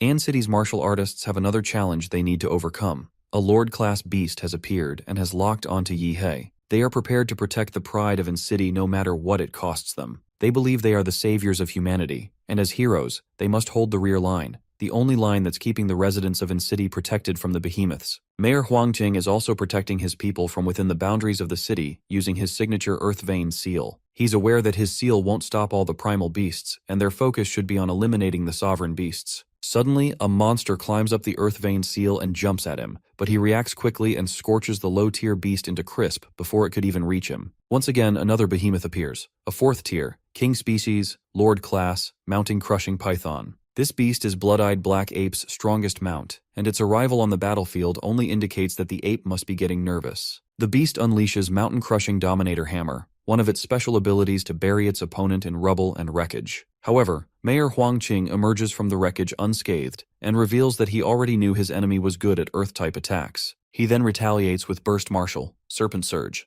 an attack just as strong if not even stronger. This burst of beam inflicts great damage on the beast, but that's still not enough to overpower it. The retaliatory attack enrages the beast to a whole other level. As the beast prepares for another round, the mayor considers himself lucky for obtaining intel on the beast. If he hadn't gotten them on time, the situation could have taken a far darker turn. Even worse, if it had gotten into the city, defeating it would have been far more difficult. In a burst of fury, the mayor unleashes a flurry of punches at his opponent. But his enemy already has something to counter his attack. The Mounting Crushing Python grows quills out of its whole body, making it practically impossible to penetrate through its defense. Things go from bad to worse as another beast strikes from the shadows. Turns out it's the Blood-Eyed Black Ape, and he was hiding inside the stone spike. The ape isn't satisfied with the way this battle between the mayor and his minion is unfolding. To prove how insignificant humans are, he crushes the mayor with his bare hands. Acknowledging Mayor Huangqing's capabilities, the Black Ape claims he has confirmed that there are no strong martial artists left in An City, which means he can kill everyone without restraint. However, Mayor Huangqing is not ever going to let that happen. He casts Bladewine Tempest to stop him, but the enemy dismisses his actions as pointless, declaring that his death is inevitable.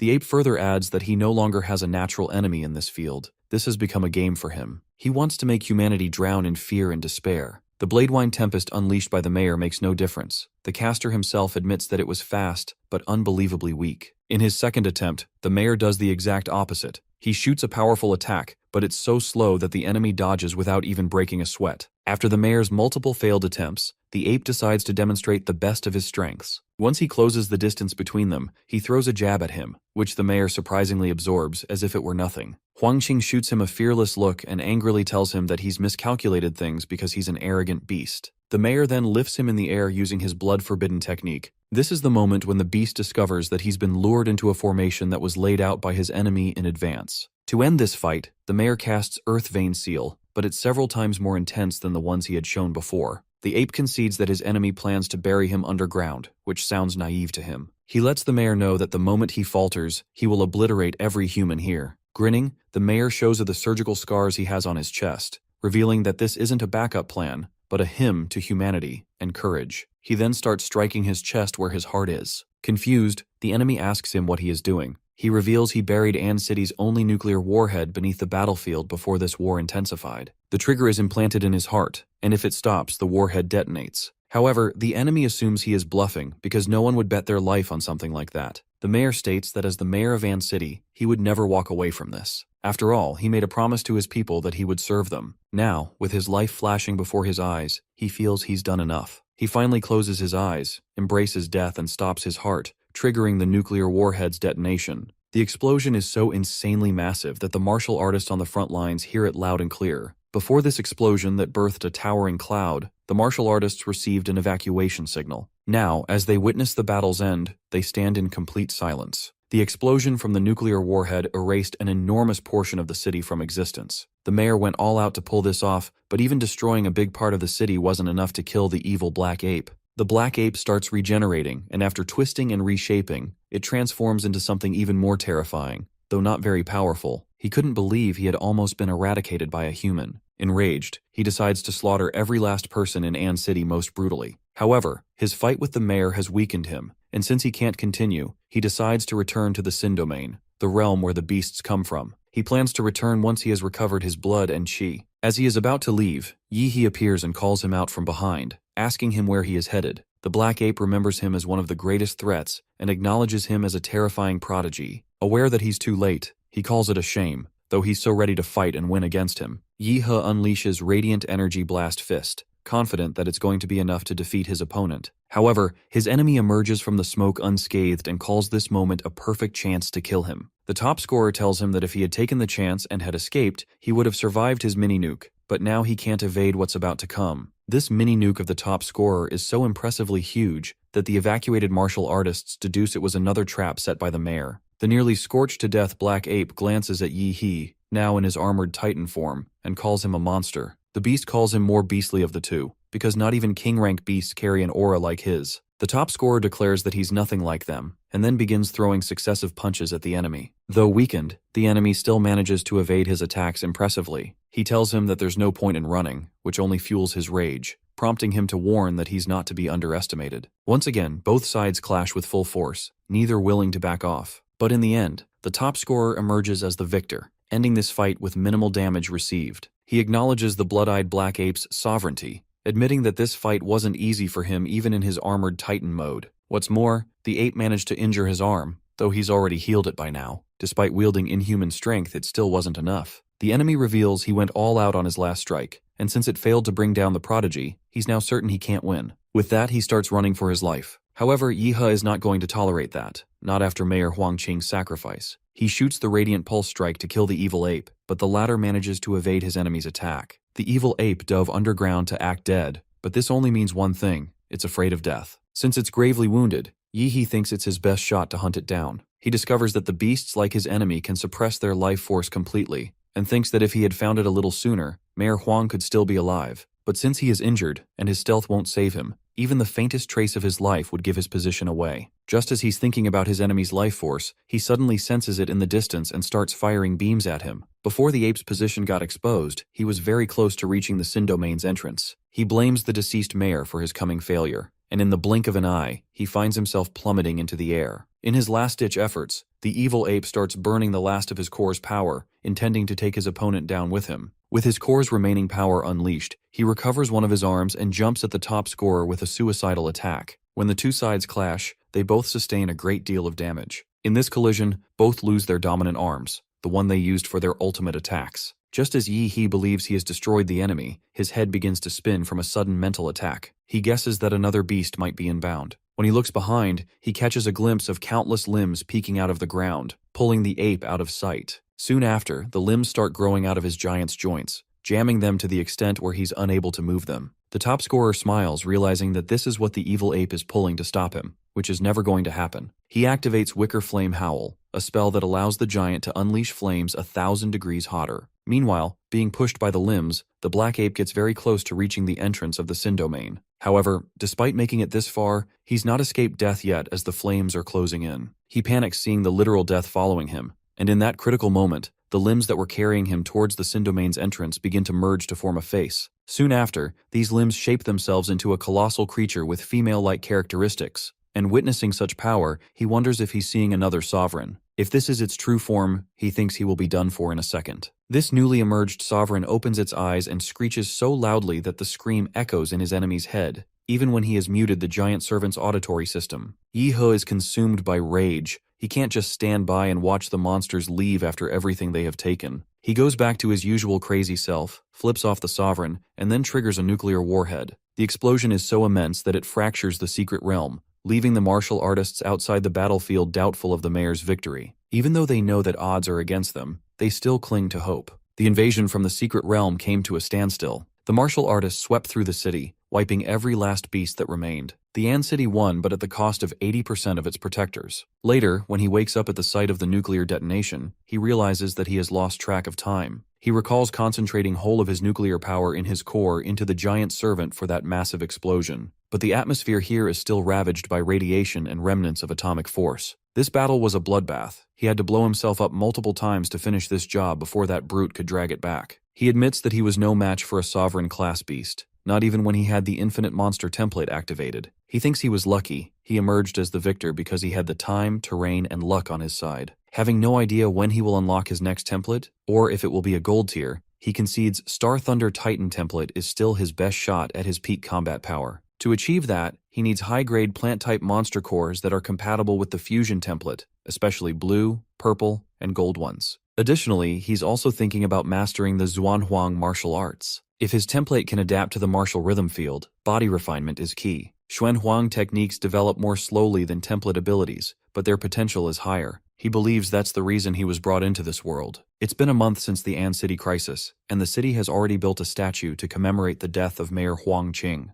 The top scorer is sitting on a bench in a local park, watching a broadcast that's covering the beast tide's devastation. Through this bulletin, he discovers that the beast tide struck 18 cities across the Xia nation, 12 of which were overrun. Among them, Guanshan City vanished into the S-class secret realm. To investigate this mystery and rescue the people of Guanshan City, 30 Xuanwu martial artists and 5 grandmasters led by Du Jingming of the Great Xia Dragonfinch organization were sent. After everything that happened, Guanshan City is now the 12th global death zone, with more than 1.8 million dead. Shocked by this coverage, he realizes that he can't sit still anymore, though he already seems to have an idea of his next move. He immediately calls Qin, who picks up the phone thinking he's going to ask her for the other 2 Xuanhuang manuals. Nervously giggling, he informs her that he plans to collect high-quality plant-type monster cores, preferably blue, purple, or even gold tier, and needs help with that. She first lets him know that he's demanding something rare to an extreme. Lord-class cores cost a fortune, and since he's asking for something of that caliber, she's expecting something in return. In response, he explains that Huadu University holds a realm trial for new students, and says he'll team up with Qingzhou to help her take first place. That's what he plans to do in return. However, she thinks he's underestimating the other city elites, and honestly tells him that her daughter is at best mid to upper tier. Furthermore, she believes that even if he triumphed over her in a spar, he's far from being a monster himself. He confidently tells her that he's the one who can restore the Liu family's legacy. Surprisingly, he seems aware that this is why she's been supporting him from the start. He's ready to sign a promissory note. If he can't help Qingzhou win, he's going to serve their family for life as their servant. She finds this offer amusing and decides to help him in this one. Yi He arrives at An City's central hospital to visit Chuzhou, but right when he sets foot inside the hospital, a herd of people calling themselves his fans block his pathway, expressing how much they love him. Getting past the crowd, he arrives at the room where his friend is admitted, covered in bandages, from head to toe. He starts cracking silly jokes about his miserable condition. Just as he's laughing at his friend's miserable condition, a stranger suddenly greets him. When the top scorer doesn't recognize him, the stranger introduces himself as Luo Xuan, his first opponent in the tournament. The top scorer is stunned when he notices Luo Xuan's amputated leg, but the boy asks him not to look at him with such pitiful eyes, because his leg isn't toast yet. In the worst case, he might get a regeneration surgery or a combat prosthetic. Seeing how optimistic Luo Xuan is despite having lost his leg, he considers him a real one. Abruptly, the top scorer receives a call from an unknown number. Thinking it's a spam call, he tries to mark it as spam. As he is about to flag it, the principal of his alma mater calls him and tells him that he has blocked a big shot from Huadu University and urges him to unblock that person. Once he does as told, Wang Tao, an admissions officer from Huadu, tells him a special train will pick him up in 3 days. While Yi He speaks with an admission officer, his friend also receives an invitation to Huadu from a professor named Liu. Meanwhile, seeing both his rivals getting an invitation, Luo Xuan feels upset for not being invited. Before enrollment, Yi He remembers something that he needs to do. A few days later, at Swan Crater Lake, he arrives to disperse the thick ashes and smoke clouds from the atmosphere. He activates the infinite monster template to make it a success. His fight with the blood-eyed ape pushed the Damonra's sync rate up by 1.5%, which is a massive jump, and training for 3 consecutive days boosted another 6%. He's glad that this place proved worthwhile. After achieving his goal, he decides to leave the place. Elsewhere, Chuzhou is waiting for him to come so that they can board a train to Huadu together. Flying at nearly Mach 1 speed, Yi He lands at the train station. Sensing his presence before he even touched down, the nonchalant martial artist acknowledges that his friend has become stronger once more. As he hops onto the train, he realizes that this is his first stop since transmigrating. With that, he bids An City farewell. Noticing Yi He making things awkward by not sitting still in his seat, his best friend tells him to stop making everything so intense. He first informs him that everyone on this train is a top scorer from different cities of the Xia Kingdom, and then explains that this train is made with next-gen alloys, meaning it's capable of not breaking apart even when it's hit with tons of force. The top scorer used life sense to sniff around, and he found a few real powerhouses abroad, but none of them could last more than 5 moves against him. All of a sudden, the driver reports that the train is under attack by unknown forces, and it's a level 1 alert. While the professors and the staff are assessing the situation, the students are instructed to evacuate the carriages immediately. Everyone on board starts panicking. Some guess this is a trial from the Huadu University, while others suspect the enemy nation must be behind it. Chuzhou asks his friend, who's just about to take a nap, for his opinion. Since the top scorer trained all out before coming here, he now wanted to rest and recuperate. However, as this threat can't be put off any longer, he chooses to investigate it. When they reach the entrance of the carriage in front, a freshman named Zhou Jingxian crashes into them. Severely injured, he tells Yi He that the first 3 carriages have already been overrun. The enemy is using dimensional field to drag people into an isolated space where the battles don't spill out. Inside that space is something terrifying that is hunting everything. To make matters worse, the Zhuanwu instructors, who were guarding the train, have reported a massive death toll. Those instructors risked their lives to push him out of that space. To warn them, he remarks that this isn't a drill, which gets them all serious. As soon as Zhou Jingxian finishes speaking, a freshman named Yan Zhengxiong asks for proof. He suspects him for various reasons, mainly because the boy is claiming to be the only survivor. Not to mention, he's got a friend up front who's strong enough to secure first rank. Exasperated, he decides to go to the front carriages with the other freshmen trailing behind him. Seeing that they're not listening, Zhou Jingxian warns them that they're heading straight into a death trap. Turning to the top scorer, he asks him if he's Yi He. Sensing an abnormal emotional field around him, the top scorer asks how he knows. Zhou Jingxian explains that a girl named Liu Qingzhu showed him his photo and asked him to pass on a message that no matter what, Yi He must not go forward. He shockingly reveals that she took a blade for him and got seriously injured. He says he's going to fulfill her last wish and make sure he lives. Before he says something even more ridiculous, the top scorer smacks him in his head. He then reminds the erratic guy that he's speaking of her final wishes when she's not even dead yet. Annoyed by his pitiful behavior, Chuzhou draws his sword and unleashes an energy burst aimed at the freshman. Deflecting his attack, the freshman calls both of them thugs. Annoyed, the top scorer knee-kicks him in the stomach, and then pities him by giving him the blood chi pill. Once they are done with the freshman, they rush to rescue Qingzhu, and soon reach the entrance to the dimensional space that the freshman mentioned earlier. Yihu attempts to inspect the entrance by tossing a briefcase inside, but when there's no response, no sound, no feedback, and not even his life sense can detect any energy inside, he deduces that the freshman must have gone inside. He wastes no time and jumps into the portal with Chuzhou. Making it inside the dimensional space, he starts to feel unwell. However, the thing he appears to be mostly concerned about is that he doesn't see his friend anywhere. He's vanished. Despite that, he continues forward and soon finds himself in a ruined city. Realizing that he can't use his life sense, he wonders if he's being blocked somehow. Intending to utilize what's working in this situation, he climbs up a building and shoots an energy beam up in the sky. Hidden in the depths of the ruined city, the martial artists alive at the time are witnessing Yi He's detonated explosion. Awestruck, they are wondering which big shot is showing off their extraordinary power. Qingxu gets emotional as she recognizes her friend's strike, though she's still worried about him. His attack was so flashy that not just his soon-to-be classmates but even the enemy caught a glimpse of it.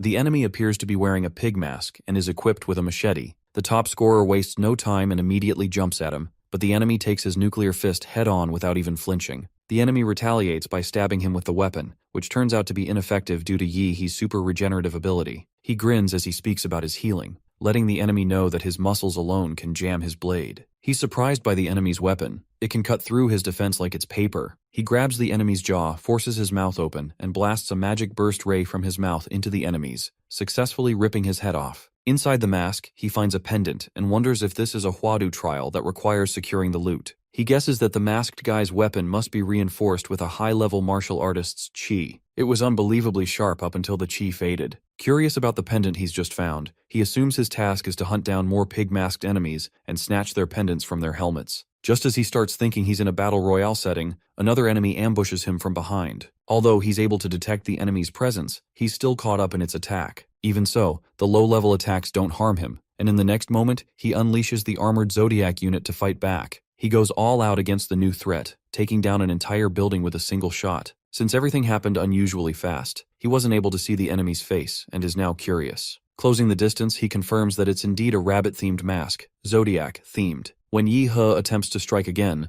the enemy outsmarts him by changing his trajectory mid-air, shifting his path, and hitting when there's an opening. But at the crucial moment, an ice wall shield appeared before him. Trapping the rabbit-masked enemy in the ice walls, Chujo jumps forward, but the enemy dodges effortlessly. The rabbit mask attempts to counter by using his sharp spear, only to be overpowered by his opponent's ice magic. Just as he's forced back, He seizes the moment and crushes him in his palm. A few minutes earlier, a group of survivors hidden across the ruined city is wondering if he's alive. They are making that guess because even with 10 of them combined, they couldn't leave a single scratch on the masked enemies. One of the women survivors, a martial artist, thinks that whoever came in blasting light beams must have entered Huadu University by sheer luck. From what she's heard, prominent names like Yan Zhengxiong and Ouyang Zhe from Modu, Lan Yusi from Chengdu, and Xin Chen from Liuli Island have already started hunting the evil masked guys, something quite unbelievable. Furthermore, she believes this year's top rank will come from that group. That's how strong they are. But then she realizes that the locals of Huadu always take the top spot, and the students of the Xia Nation can't compete with them at all. Suddenly, another ridiculous blast, a railgun, catches them off guard.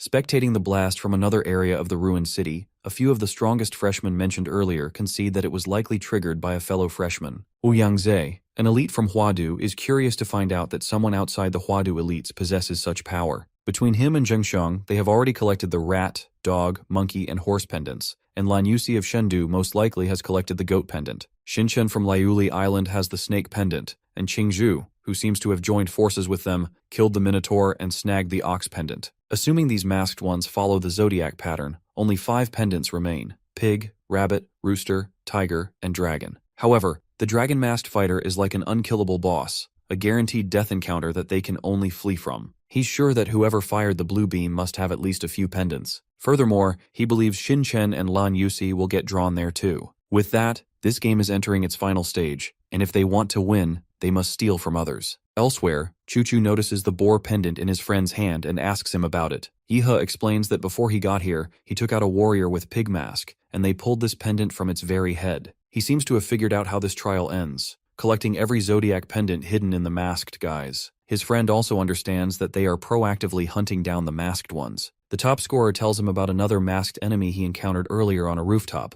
one that managed to escape during the chaos. Luckily, that enemy's arrow grazed him so he can track him down. While tracking the enemy, they come across a site marked with clear traces of battle. Yi He deduces that someone got there first, and his friend confirms it. The burn marks are still warm. Just as he's inspecting it, he realizes that someone is close by. He immediately unleashes his ice magic to expose the enemy's location, revealing a girl, the infamous freshman, Lan Yusi, who had been using optical stealth. Coming to Yusi's aid is another popular freshman, Xin Chen of the Liuli Island, who unleashes his gene art, Flame Demon Physique, to attack Chuzhou. But the top scorer intercepts the enemy attack and manages to save his friend with the help of the Demon Pendant Strike. Since his gene art was busted, he blames Yusi for having weak optical stealth. He approaches them and asks if the two of them were lying in ambush for them. The girl clarifies that they just took down a guy in a chicken mask and were lying low to catch more of the masked ones. However, the top scorer isn't convinced by that explanation. He grabs her by the neck, and it's revealed that she is a clone of Lan Yusi. Since her decoy got spotted by them, she acknowledges their skills. Meanwhile, her partner in crime was expecting an outcome much like this. He throws away his cigarette and says that he's going to show her how it's done. The infamous freshman exhales a toxic smoke that forces the duo to retreat, and soon after, Yusi unleashes Windrise to join the fight. Even after unleashing an attack of that scale, Chen says he's not done, and casually throws a heat burst to eliminate the opposition. Thinking they've fallen into an eternal sleep, Chen mocks them, urging them to laugh. Just as he finishes, Yi He claps and scatters his flame cloud, and before he can even acknowledge his physical strength, the top scorer's punch sends him flying. None of these top guns has broken into the true martial artist rank yet, including both Yusi and Chen. They are all stuck at the martial disciple level, and their physical potential is sealed by an invisible barrier. Even Huadu freshmen have a slight advantage at this stage. But Yusi has never encountered someone like Yi He, whose physique goes way beyond the boundaries of conventional thinking. Since she was too focused on the top scorer, Chujo cast his ice magic on her feet, making sure she can't run. Realizing the tide has turned, she admits that even together with Chen, they stand no chance of winning. She makes the logical choice, deciding that running is the best option. However, the top scorer grabs her ankle midair and slams her face first into the ground. As he's about to go for another strike, the girl uses hollow chaos steps to attempt an escape. Watching her running for her life, he grins momentarily, and then unleashes fleshbound demonic art, Shadow of the Demon Realm. This enables him to restrain her from running, and since she can't flee, he tells her to surrender. Lan Yusi finally surrenders and hands him all the pendants she's collected. He tells her that things wouldn't have escalated if she had been honest from the start, and urges her to reveal everything she knows. She explains that to win this trial, they must collect all 12 pendants. Since they are in the last stage, the other participants would come to snatch the pendants from him even if he doesn't strike first. She adds Ouyang-ze and Yan Zhengxiong from Evil City are among the top freshmen, and they probably have already grabbed quite a few pendants. Knowing she has no chance of winning, she offers to escort him to the elite freshman, intending to stir up trouble. He responds by telling her that she shouldn't be worrying about that. Meanwhile, Zhe and Zhengxiong are moving closer to the location where they detected the blue burst. The former assumes their companions have likely already located them, and the result of the fight doesn't matter. Whoever wins, they'll simply snatch the pendants afterward. Not long after, they come across a body split in half, and when they get closer, they realize that it's Chen. A few minutes earlier, after battling Yi He and barely escaping, he was ambushed by the Dragon Mask enemy. Shaken by the sight, he couldn't react to the enemy's attack and was consequently split in two. While Zhengxiong wonders why Chen died here, his friend appears to have already figured out who was responsible. He enlightens his friend that the only one capable of landing a clean and decisive one-hit kill is the Dragon Mask. However, the Dragon Mask was supposed to operate in the underground parking lot. He says he had taken over 20 freshmen underground to find Zhe at the time, but now only the two of them came out alive. They assumed this was just a trial where students weren't meant to be killed, yet the Dragon Mask slaughtered them all. Zhengxiong asks him what they should be doing now that Chen's pendant has been taken. Furthermore, he's certain the Dragon Mask may have left the underground lot because the freshmen must have completed some condition, such as defeating all the masked enemies. If that truly is the case, then the boss can move freely now, and will proactively hunt the freshmen like the other Zodiac masked ones did. Confronting the Dragon Mask head-on is nearly impossible, and that's exactly why Ouyang-ze aims to reach the others and seize their pendants. He can't allow the others to fall into the enemy's hands. With a well-thought-out plan in mind, he transforms into his ultimate form and sends out a signal to attract the other pendant holders. He wants a fight that's going to decide the winner of this trial. Somewhere in the Dead City, the injured Qingzhu remembers how she ended up there. She was going to take a bus to Huadu, but was inexplicably dragged into this eerie dead city. She seems to know about Dragon Mask's killings and encountered a teacher who offered to take one person out.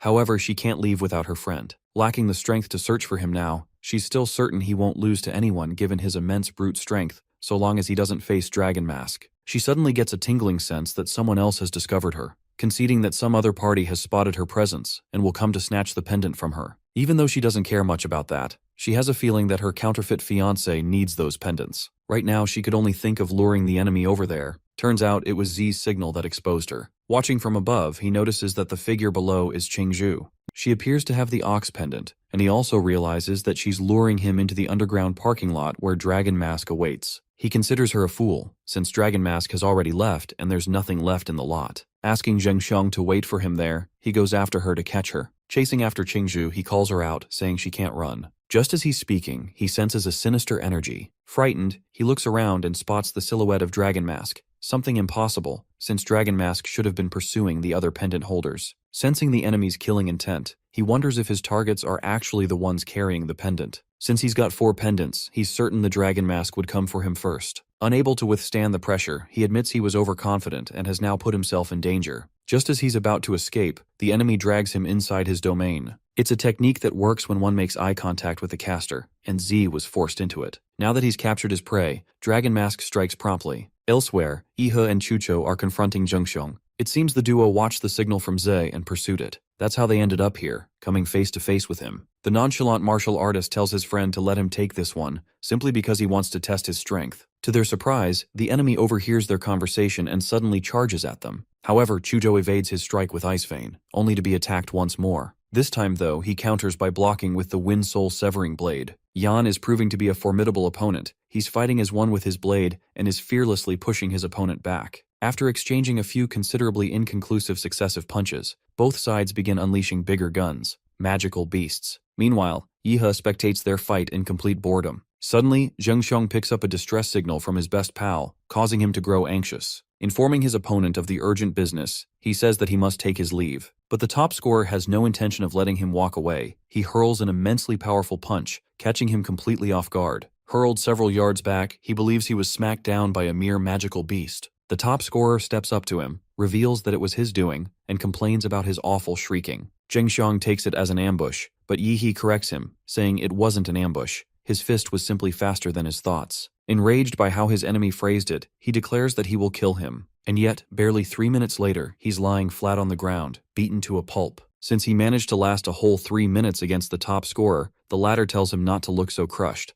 After all, Chen only endured a few hits. Inspecting the elite freshman's blade, Yihe thinks it still needs some upgrades. His friend, meanwhile, informs him that the pendant they fetched from the enemy is flashing, likely broadcasting a signal. Within Dragon Mask's domain, Ouyang-Zhe is barely clinging to his sanity. He hadn't expected this outcome. He used all the relics he'd bought from the Secret Realm ruins, every last one, and this was as far as he could go. To seal Dragon Mask's martial energy and power flow, one would have to strike his heart directly. Even after sacrificing an arm, he still couldn't drive the nail into Dragon Mask's heart, missing by only a few centimeters. In his final moments, Z finds himself powerless. He accepts defeat, and the enemy drives his sword through his chest. Tired and panting, Qingzhu is climbing the stairs to the rooftop of the tallest building in the Dead City. She knows Dragon Mask will come for her after finishing off Ouyang-Zhe, so she plans to bring her friend here and escape with him. Once she reaches the top of this building, she will fire a signal flare, just like Yihe did earlier. This would allow them to reunite. By activating Blood Awakening, Nether Sparrow, she manages to send a signal, but the effort drains her energy, and she collapses. Right as she's hoping he would get the message, she hears Dragon Mask's footsteps. Looking down from the rooftop, she spots the evil man closing in on her. She's frightened to realize he's been caught so quickly, and considers sending another signal to warn her friend not to come. Unfortunately for her, Dragon Mask appears before her, activates his domain, and is ready to strike. Her eyes fill with tears as she accepts her fate, but her friend arrives just in time to save her. As he descends, he reminds her of the promise he made to her parents, and as a man of his word, he won't abandon her. The top scorer swings his sword with such insane speed that he halts the enemy's terror for a moment. Turning to Qingzhu, he tells her to go to Eastern Alley, because that's where Zheng Xiong, Chuzhou, and the little brother he just took in are, and as for him, he will deal with the Dragon Mask. After regaining his footing, Dragon Mask makes a flashy entrance, slicing an entire building in half as he confronts him. He admits to the enemy that when he received Qingzhu's distress signal, he realized something was off about this place. Yihe ridicules him for fighting like a turtle holed up in a small field. Noticing the nail in the enemy's chest, he guesses that it must be the plan to deal with the Dragon Mask Zheng Xiong mentioned. Seeing the enemy charge at him, the top scorer draws the sword, matching the enemy's speed with his own swift reaction. Despite showing unbreakable confidence at first, Yihe now struggles to contain Dragon Mask. At the critical moment, he transforms into his magical beast form and unleashes a blue burst at the enemy. Since Dragon Mask is the first decent opponent he has faced in this world, he acknowledges his strength. And he also knows that his opponent won't go down easily. Suddenly, his eyes fall on the enemy's face. The mask has cracked open, leaving it a little exposed. To him, this feels more fitting. After all, the unbeatable boss Chen Long was never going down that easily, or so everyone had thought. With its mask shattered, Dragon Mask gains more speed and strength, and in a matter of seconds, he overwhelms him and slices his blade in 2 pieces. After he breaks his sword, Dragon Mask takes advantage of the situation and attempts to strike him from behind. The top scorer's insanely fast reaction allows him to dismiss the enemy's attack with just his teeth. In the next moment, he counterattacks, driving a punch straight into the enemy's gut in the blink of an eye, catching him completely off guard. With these successive heavy blows, he overpowers the enemy. However, he declares that he's not done, and throws another decisive punch. When Dragon Mask clashed with Z, the latter shoved Bronze Spike into the enemy's chest, throwing his chi flow into disorder and blocking his meridians. The top scorer is now targeting his vital points and meridians with strikes laced in deathly energy so that it leaves deep internal damage. Suddenly, Dragon Mask kicks his sword into the air and throws it toward the top scorer. Fortunately, Yihe had already expected such a cheap shot and was able to react swiftly. The first time Dragon Mask caught him off guard with a one-shot attack was due to the information gap, and even then, the enemy only had a 30% chance of winning.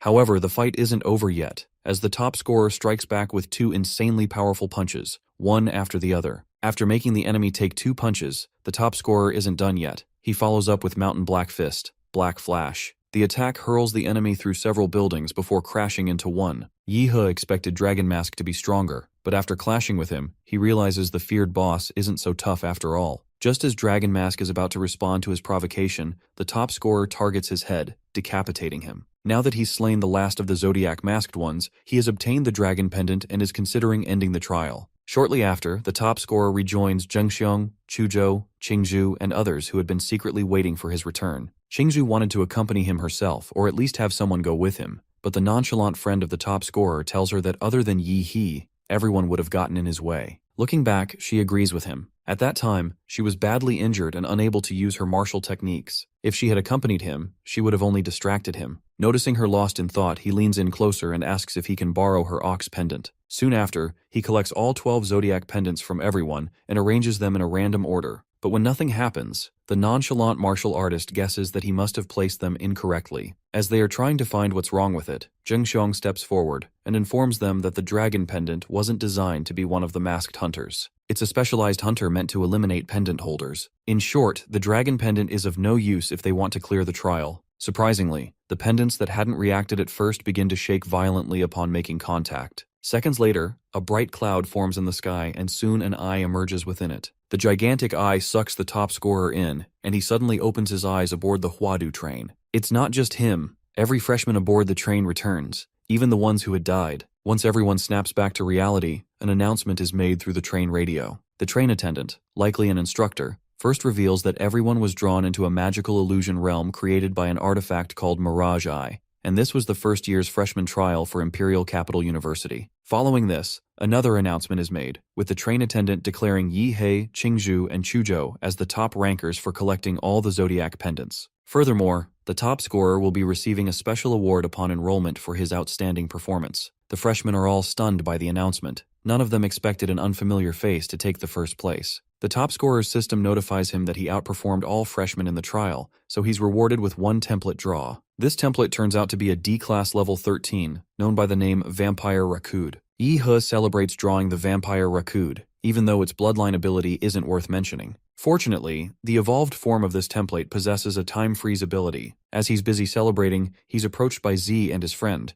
and the former asks if he's the one who defeated the Dragon Mask. The top scorer corrects him, saying he didn't defeat the enemy, he simply killed him. Z leaves all the freshmen baffled when he invites Yi He to join his new club at Huadu as the president that is yet to start. Enlightening him about how locals of Huadu have firm control over the student council and top freshmen every year, he extends his arm for a handshake and remarks that he hopes his strength will break Huadu tradition. However, the top scorer declines his offer, saying he prefers going solo. After receiving his answer, they decide to leave, but before he walks off, Z hands him a business card. Soon after, the train reaches Huadu City, a city that appears to be a metropolis. Getting off the train, the freshmen are escorted to an aircraft and instructed to take their seats according to their roll numbers. Spotting Qingzhu walking toward the aircraft, he sneaks up behind her and startles her. In that instant, she recalls her mother's warning, not to let her counterfeit fiancé take advantage of her in public, even if he is her fiancé in name. Snapping back to reality, she shouts at him, but he promptly explains that he only wanted to ask why they're taking a plane. Blaming her mother for betrothing her to a country bumpkin, she points to the sky and tells him that is the direction where Huadu University is situated at.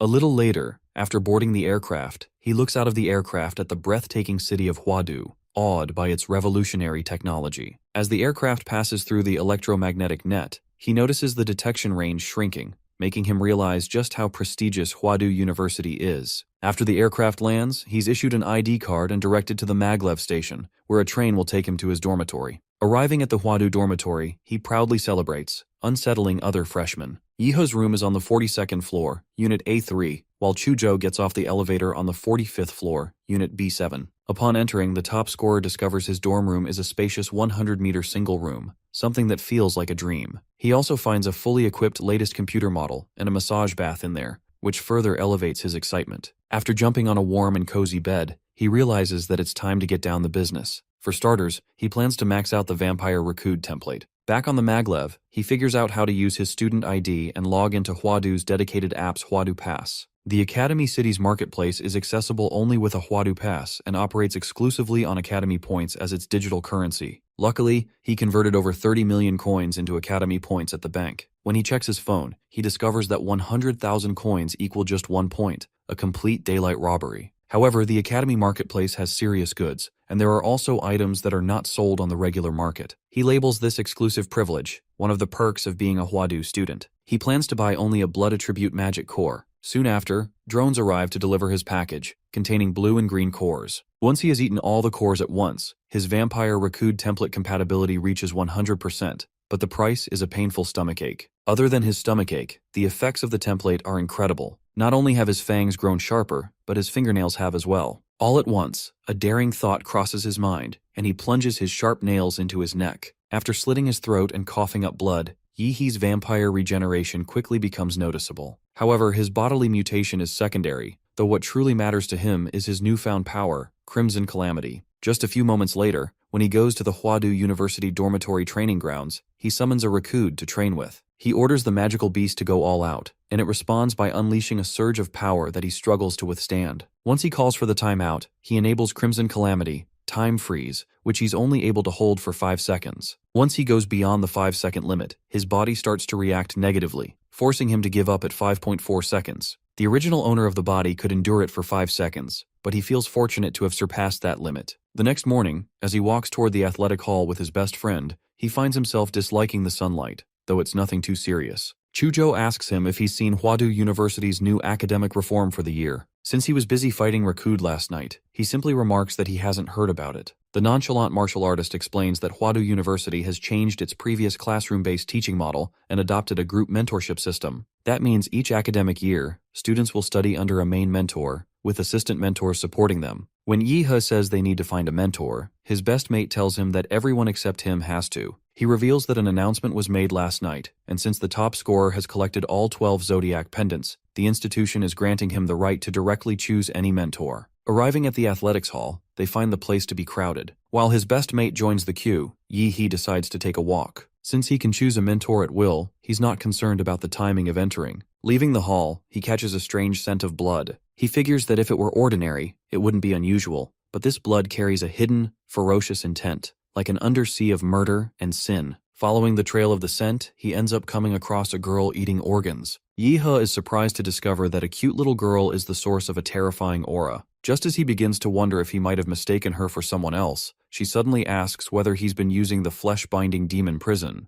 When asked how she knows this, the little girl says she helped Xiaohu refine that art. Hearing that name, the top scorer recollects a moment that he doesn't want to revisit. The girl adds that Liu Chung was her disciple 90 years ago. Assuming that she's messing with him, he reminds her that it's true martial artists can outlive the average human being, and a grandmaster might still be in peak form in their 90s, but he can't comprehend her appearance. She's looking like a preteen. He's aware that certain martial artists can compress the skeleton into a childlike form. Furthermore, he believes that the level of purity the girl is showing isn't acting at all, something so incredible that even an Oscar wouldn't do it justice. Despite that, he decides to throw in some sarcastic remarks, which only angers the girl. She shows him a glimpse of her power, and ensnares him in a deadly illusion, so overwhelming that it leaves him trembling to his core. Her killing intent was so overwhelming that it made him hallucinate being beheaded. Just as he tries to speak, she stuffs a strawberry gummy into his mouth and apologizes for overdoing it. The truth is, she fears the school authorities and doesn't want him to report her. Calling herself pitiful, she adds that she gets 1 or 2 hours of outdoor time a week. Curious, he questions her identity. The girl introduces herself as Gong Kei, a powerful grandmaster. She adds an interesting fact, revealing that she once made Shi Jingwen, Hwadu University's president, cry. Conceding that Gong Ko refined the Xuanhuang martial art, he believes she can help him break through his bottleneck. As a slaughter-type grandmaster, she is the perfect match for him. He begs her to accept him as her disciple. Hearing his pleas, she makes a peculiar face.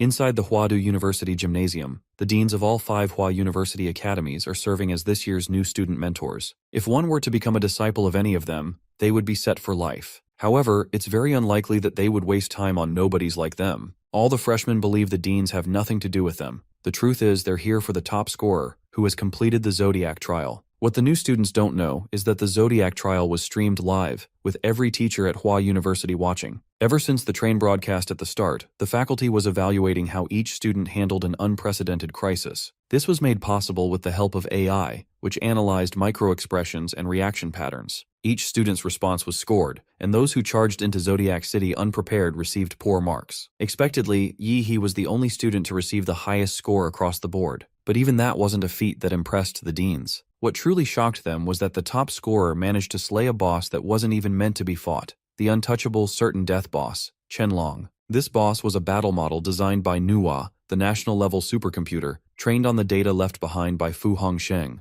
a national-level martial artist, from when he entered Hua University. Even though not all of Fu Hongsheng's abilities could be fully replicated in the Mirage realm, the fact remains, Fu Hongsheng is the strongest martial artist in the history of the Xia nation, or possibly even the whole world. For Yi He to slay a model based on him, even if it wasn't a perfect replica, it's already proof of his monstrous talent. As long as nothing hinders him, he is certain to reach the Archmaster level. From here on, the deans can only wait until he chooses his mentor. Just as they are waiting, word arrives that the top scorer has asked to become the disciple of Gong Ke, the former Imperial University professor and current special personnel. Back to Yi He, he's hugging and nagging in front of Grandmaster, begging that she take him in as her disciple. Though she looks like a lowly, she's technically over 100 years old. That's exactly why he is kneeling to her openly in broad daylight. In response, she says that she may have been expelled from Imperial University. He snags her by remarking that he's going to restore her freedom in 2 years, only if she takes him as her disciple. She accepts him without thinking twice. Abruptly, the deans of all 5 Hua University academies appear before Yi He and Gong Ke to confront the latter. One of the 5 deans respectfully reminded her that she had agreed not to make contact with the students during her release hour. He further adds that her current mental state isn't suited for combat.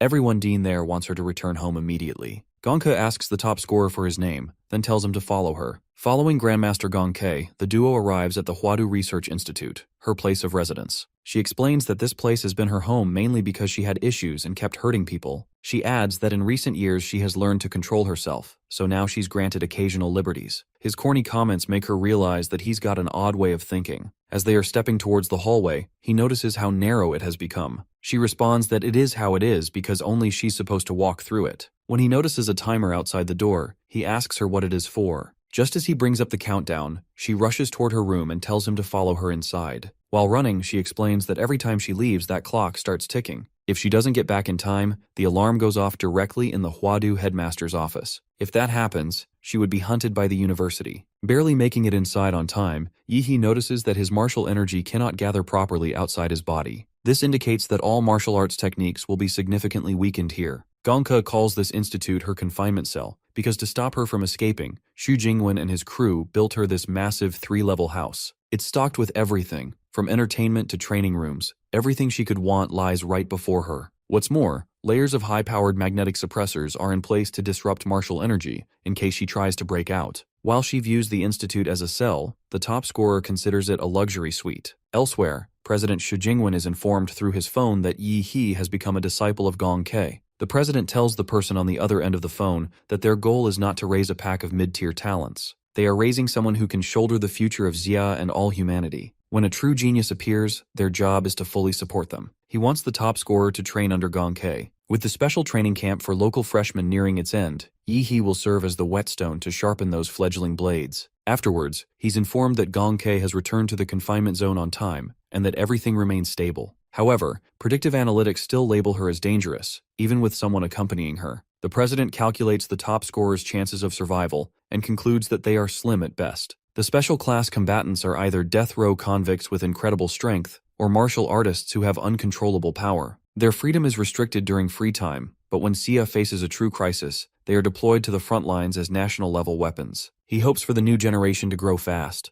At the confinement room, B3 level, training hall, she reveals it's been decades since she last taught anyone, and now wants to start with a spar to see where he's at. Before the session begins, she suppresses her cultivation down to the martial stage to spar with him. Once he's ready, he signals her, and the fight begins instantly. He doesn't want to experience that guillotine illusion from earlier, so he plans not to hold back. In an instant, she moves forward and aims for his throat. He ran through at least 5 dodge patterns, but all failed. She was reading his body like a book. With only one choice, he changes into his magical beast form to take her attack head-on. She smiles upon realizing that he's trying to use his bloodline awakening to boost his speed, defend, and counter all at once. However, she leaps over him, grabs his shoulder, tells him she's quicker, and drives him hard onto the floor. The impact with the ground caused bleeding from all across his body. Grandmaster didn't hold back. She went full throttle, and as a result, his bloodline awakened to go back to normal. Tasting the blood that dripped onto her face and murmurs that it's been so long since she last tasted blood. Admitting that he's no match for her in physical combat, he lets her know that he's going to use slightly unfair martial arts. Unleashing the mega humanoid template, he feels lucky that he spent all night maxing it out.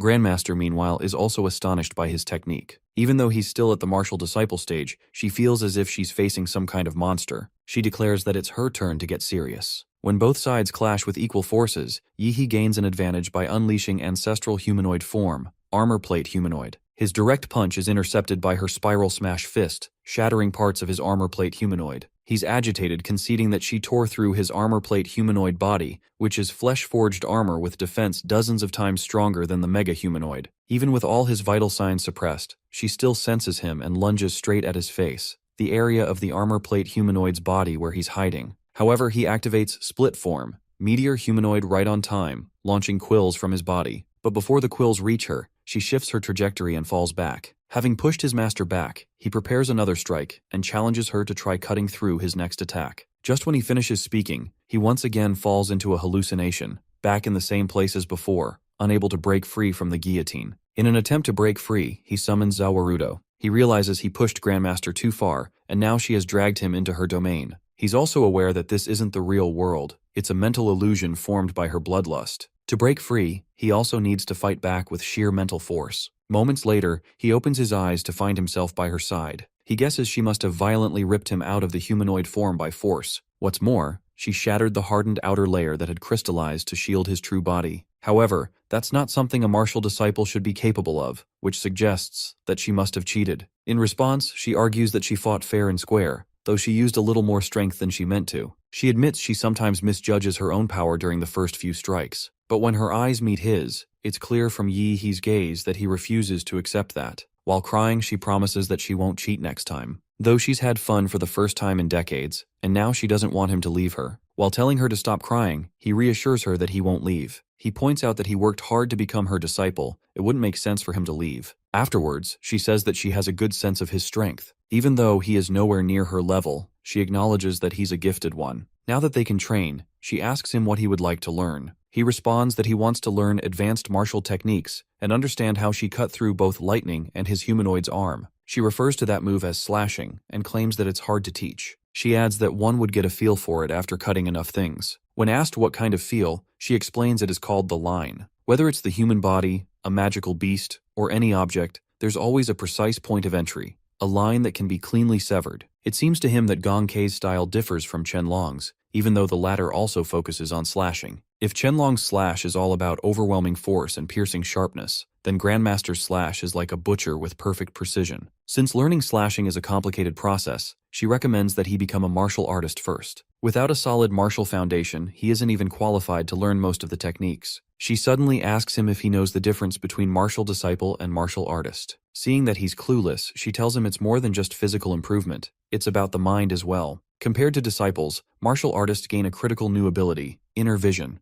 With inner vision, a martial artist moves from broad martial cultivation to detailed, micro-level refinement. Through it, one can see their own meridians, pressure points, and internal organs, then use martial energy to reinforce them, expanding the limits of the physical body. She puts it simply, a strong spirit comes first, and then the strength of the body. Having comprehended what she just said, he realizes how great a teacher his master is. It's no wonder she is a professor at the Imperial University. Even if she's a little unhinged, her knowledge didn't regress at all. She suddenly speaks, telling him that she's noticed a distinct rise in her mental state. This will give her a huge edge at the martial artist stage. Intrigued, Yi asks her how the advancement methods differ once someone reaches that stage. She explains that advanced techniques and martial skills are ranked in 4 tiers: Tiangang, Disha, Xuanhuang, and unranked. Normally, students from vocational colleges or lower-tier schools only have access to unranked advanced techniques. The benefit of these techniques is that they are easy to use. Anyone with sufficient blood energy and martial power can break through. Over 80% of martial artists break through using unranked methods, but students at Huadu University start with Xuanhuang tier methods at a minimum. When he shows that he's eager to find more about the other 2 advanced techniques and martial skills, she explains that Tiangang tier skills are more or less sacred relics. Most of them were retrieved from hidden realms or ancient ruins, and now there may not even be 10 remaining in the entire world. Though he can learn a Disha tier advancement technique, she herself has mastered the Killer's Bodhi Heart Sutra, a Disha-level advancement technique. What's more interesting is, Xiaohu's flesh-bound demon cage was inspired by this very method. Hearing her talk highly of that Disha-level advancement technique, he's captivated to the point where he wants to learn it immediately. She tells him to get ready to experience the killing intent domain she just created for this. With that, the training begins. Later, when Yi's class is dismissed, his best friend, who's out for a walk, bumps into him. As Chu is about to greet him, the top scorer shoots him a lethal glare filled with murderous intent. Frightened, he leaps backward. When the top scorer notices him, he apologizes and calls it a reflex.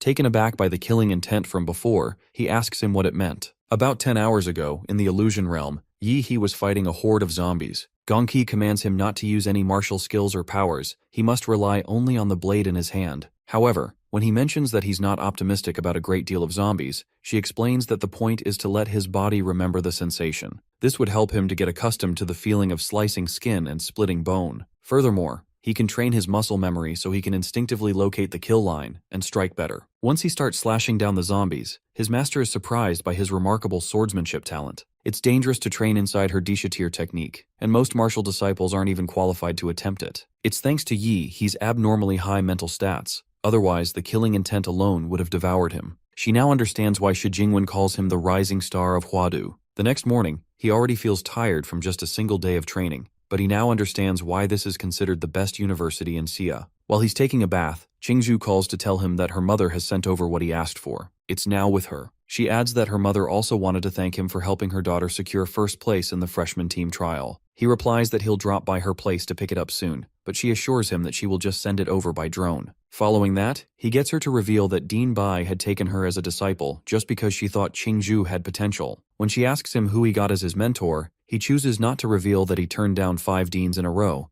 Otherwise, she'd probably lose sleep over it. Soon, about half a semester later, the first term was nearing its end. The Huadu University was an eventful ride for freshmen. For instance, Z did precisely what he had earlier said to Yi He. He formed the Dragon Blood Society by gathering elites from various provinces. They quickly became an influential organization among the first years. Something that's not as relevant, but after Huadu students returned from their summer training camp, they clashed with Dragon Blood. As tensions escalated, duels broke out between Dragon Blood and local students, and naturally Z's organization lost more than they won. At the moment, the most popular first-year student is named Xiang Jianhui, or more accurately, he might be the most famous freshman nationwide. After all, he was the top scorer in the Huadu entrance exam. During the exam livestream, his powers blew viewers away. As for Yi He, who once stood in the spotlight at the school, no one remembers him anymore. It's been 3 months since everyone forgot about him. At the Huadu Research Institute, Gong Ke is helping him solidify his newly broken-through martial artist stage. He's holding a plank position on the ground while she climbs onto his back, pressing her weight down on him. She claims that each time her foot comes down, she's injecting refined martial energy into him. That energy is laced with her insights into the killer's Bodhi Sutra. The top scorer struggles to carry her on his back, since she has sealed away his martial energy. What's more, the way her martial energy is wriggling through his body feels like it's tickling him to death. Seeing him complain, she ridicules his weakness and casually calls him a scrub. Driven by anger, he goes all out, forcing himself through more and more push-ups. Pushing past 1,000 push-ups, a sudden burst of bloody energy tears through his worn-out muscles, breaking them down and replacing them with newly forged strength. After gaining his new physique, he tells her he's heading home, since he's been stuck inside the institute with her for 3 months. When she asks if he will come back to her, her emotions get the better of her. He reassures her with a positive reply. Stepping into the city after 3 long months, he feels like it's been ages since he was last here. The top scorer didn't come out to stroll around, he's got some work to do. At Huadu, a crucial part of the grading system is the off-campus missions. These can involve hunting down wanted martial fugitives, or even fighting criminal groups and foreign forces. He thinks of grabbing a mission and also saying hi to his best friend.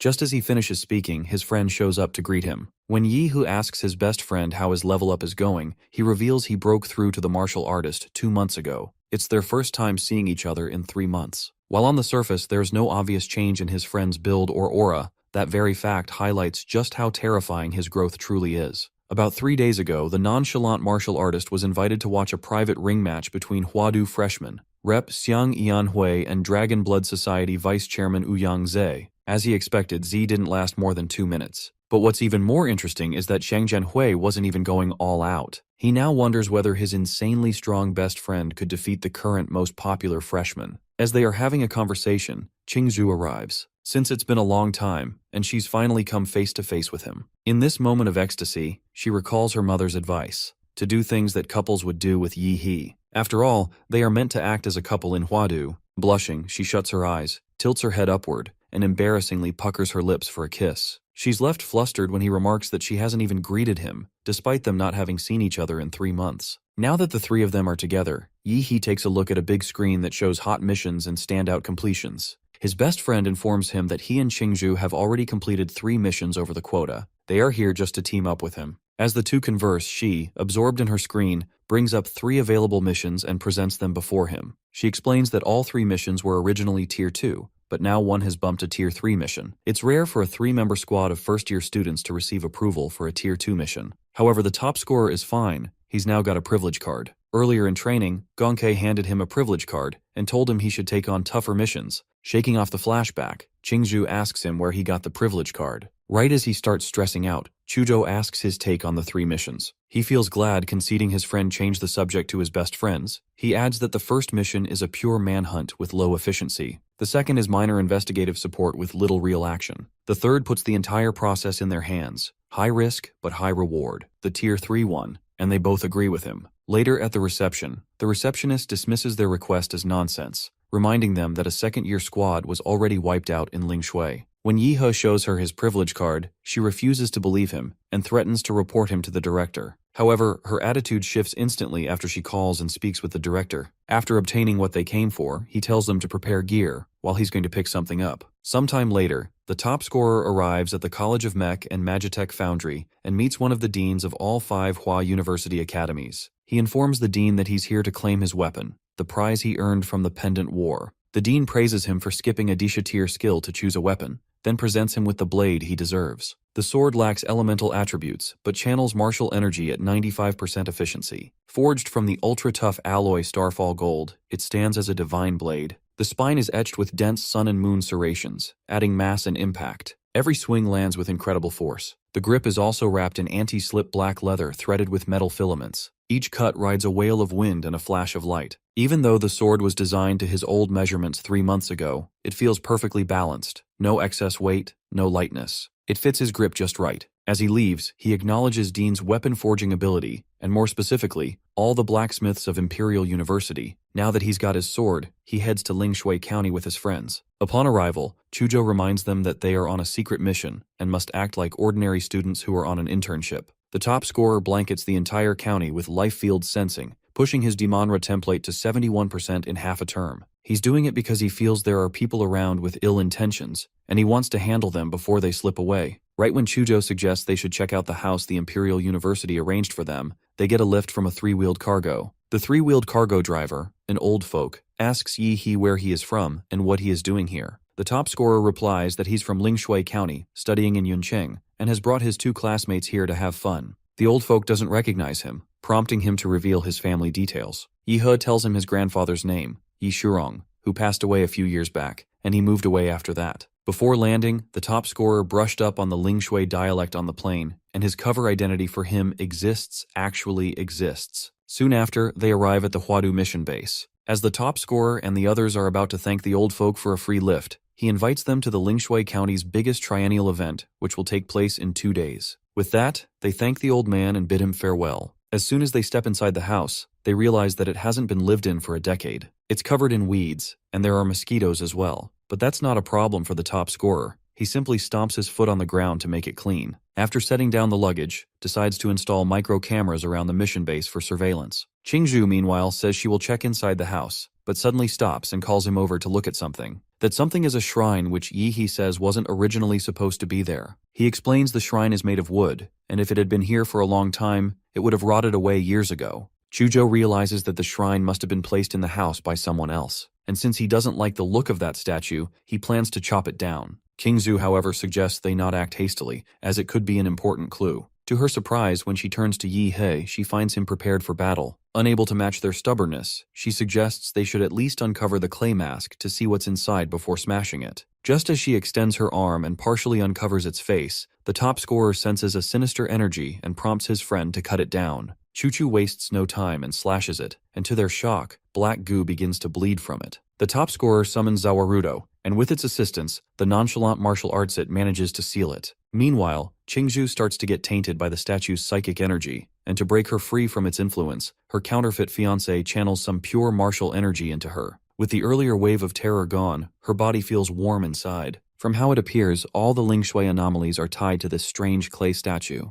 Thinking they have made their first real breakthrough in the investigation, he tells them to wait there while he goes to take care of something. Earlier, when they got off the tricycle, Yi-he tagged the old driver with a radiation marker. He believes that with the right timing, he can draw him in. Elsewhere in Lingshui County, at the Jinshan Buddhist temple, a monk greets the old driver, addressing him as a benefactor, and escorts him to where the abbot is waiting. Soon enough, they stand before the abbot, and the monk informs him that the benefactor has met the blessing standard and also has something to report. The abbot asks the old man about his intentions and why he came so suddenly. Suddenly, one of the monks, a lizard-like beast, senses the presence of someone other than the old man. Just as it is about to attack the old man, believing he's the traitor, Yi descends from the sky and falls onto his face, distorting it entirely. Luckily, he wasn't tainted by the splashes, thanks to Zawarudo, who keeps the gunk outside. After he provokes the enemy, all the other Buddha statues in the temple come to life and launch their attacks at him. However, Zawarudo jumps to the front and blocks the enemy's strikes, though he still ends up being crushed. With the enemy now targeting Yi, he hides his spatial ring and summons his sword, Starfall Cleaver. His sword gives him a clear advantage in the fight, but the challenge escalates when the Buddhas begin firing lasers from their eyes. Nevertheless, he dodges the slow beams and cuts through the rest of the enemies, including the old driver. From the very start, his life field sensed no vitality from the two bodhisattvas. He's now convinced that those weren't living things. What baffles him more is how a remote place like Lingshui County could have such advanced constructs. He wonders if the answers lie behind the door where the abbot is, and then commands Zawarudo to force the door open. Once the path inside opens, he walks in and discovers a giant Buddha within. Noticing no one around, he calls out for the enemy to come out of their rat hole. In no time, a monk appears and tells him the temple holds no grudge against him,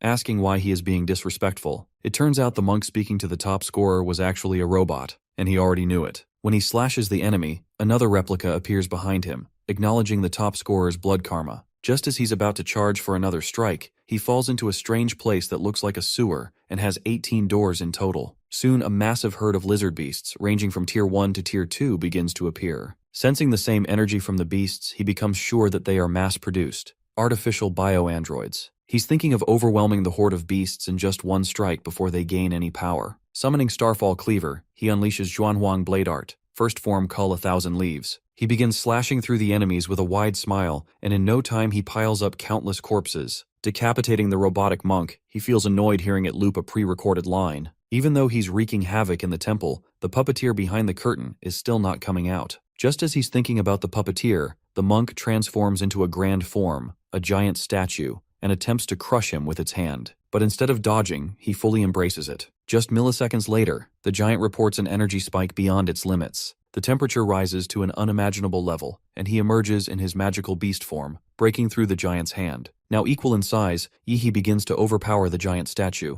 After throwing a series of punches, he says he's not done yet and goes for decisive knee kicks. The enemy takes critical damage and begins triggering multiple warnings. Being pushed to its limit, the enemy fires all its weapons through its batteries. It can't believe it's facing someone who can force it to launch so many attacks. Yi tells it that its weapons are useless against a martial artist, yet the giant still attacks with techniques like meteor personification. The top scorer counters by unleashing Byaokian breath, and this time he manages to smash the giant. After defeating the enemy, he finds a passage going down, and without giving it a second thought, he jumps into it. Half an hour earlier, a group of scientists running the evil plan noticed the top scorer stepping onto their grounds. When they saw him take down the mechanical bodhisattvas at the gate, they thought the newly built door would stop him for sure. After he broke into the hidden chamber, they believed their cyborg army and tens of thousands of bio units would be enough to stop him. But they were once again proved wrong. The operation's second-in-command, a scientist, tells the leader, a doctor named Feng, that their only hope is the Mecha Buddha's combat suite, which in the end was destroyed into pieces. With Yi nearing them, the doctor decides to use the guards to buy them some time, while he and a few crew members retreat and activate the base's self-destruct to not let any intel leak. In the underground laboratory, Dr. Fang lies collapsed in a corner, his frail body trembling as he struggles for breath,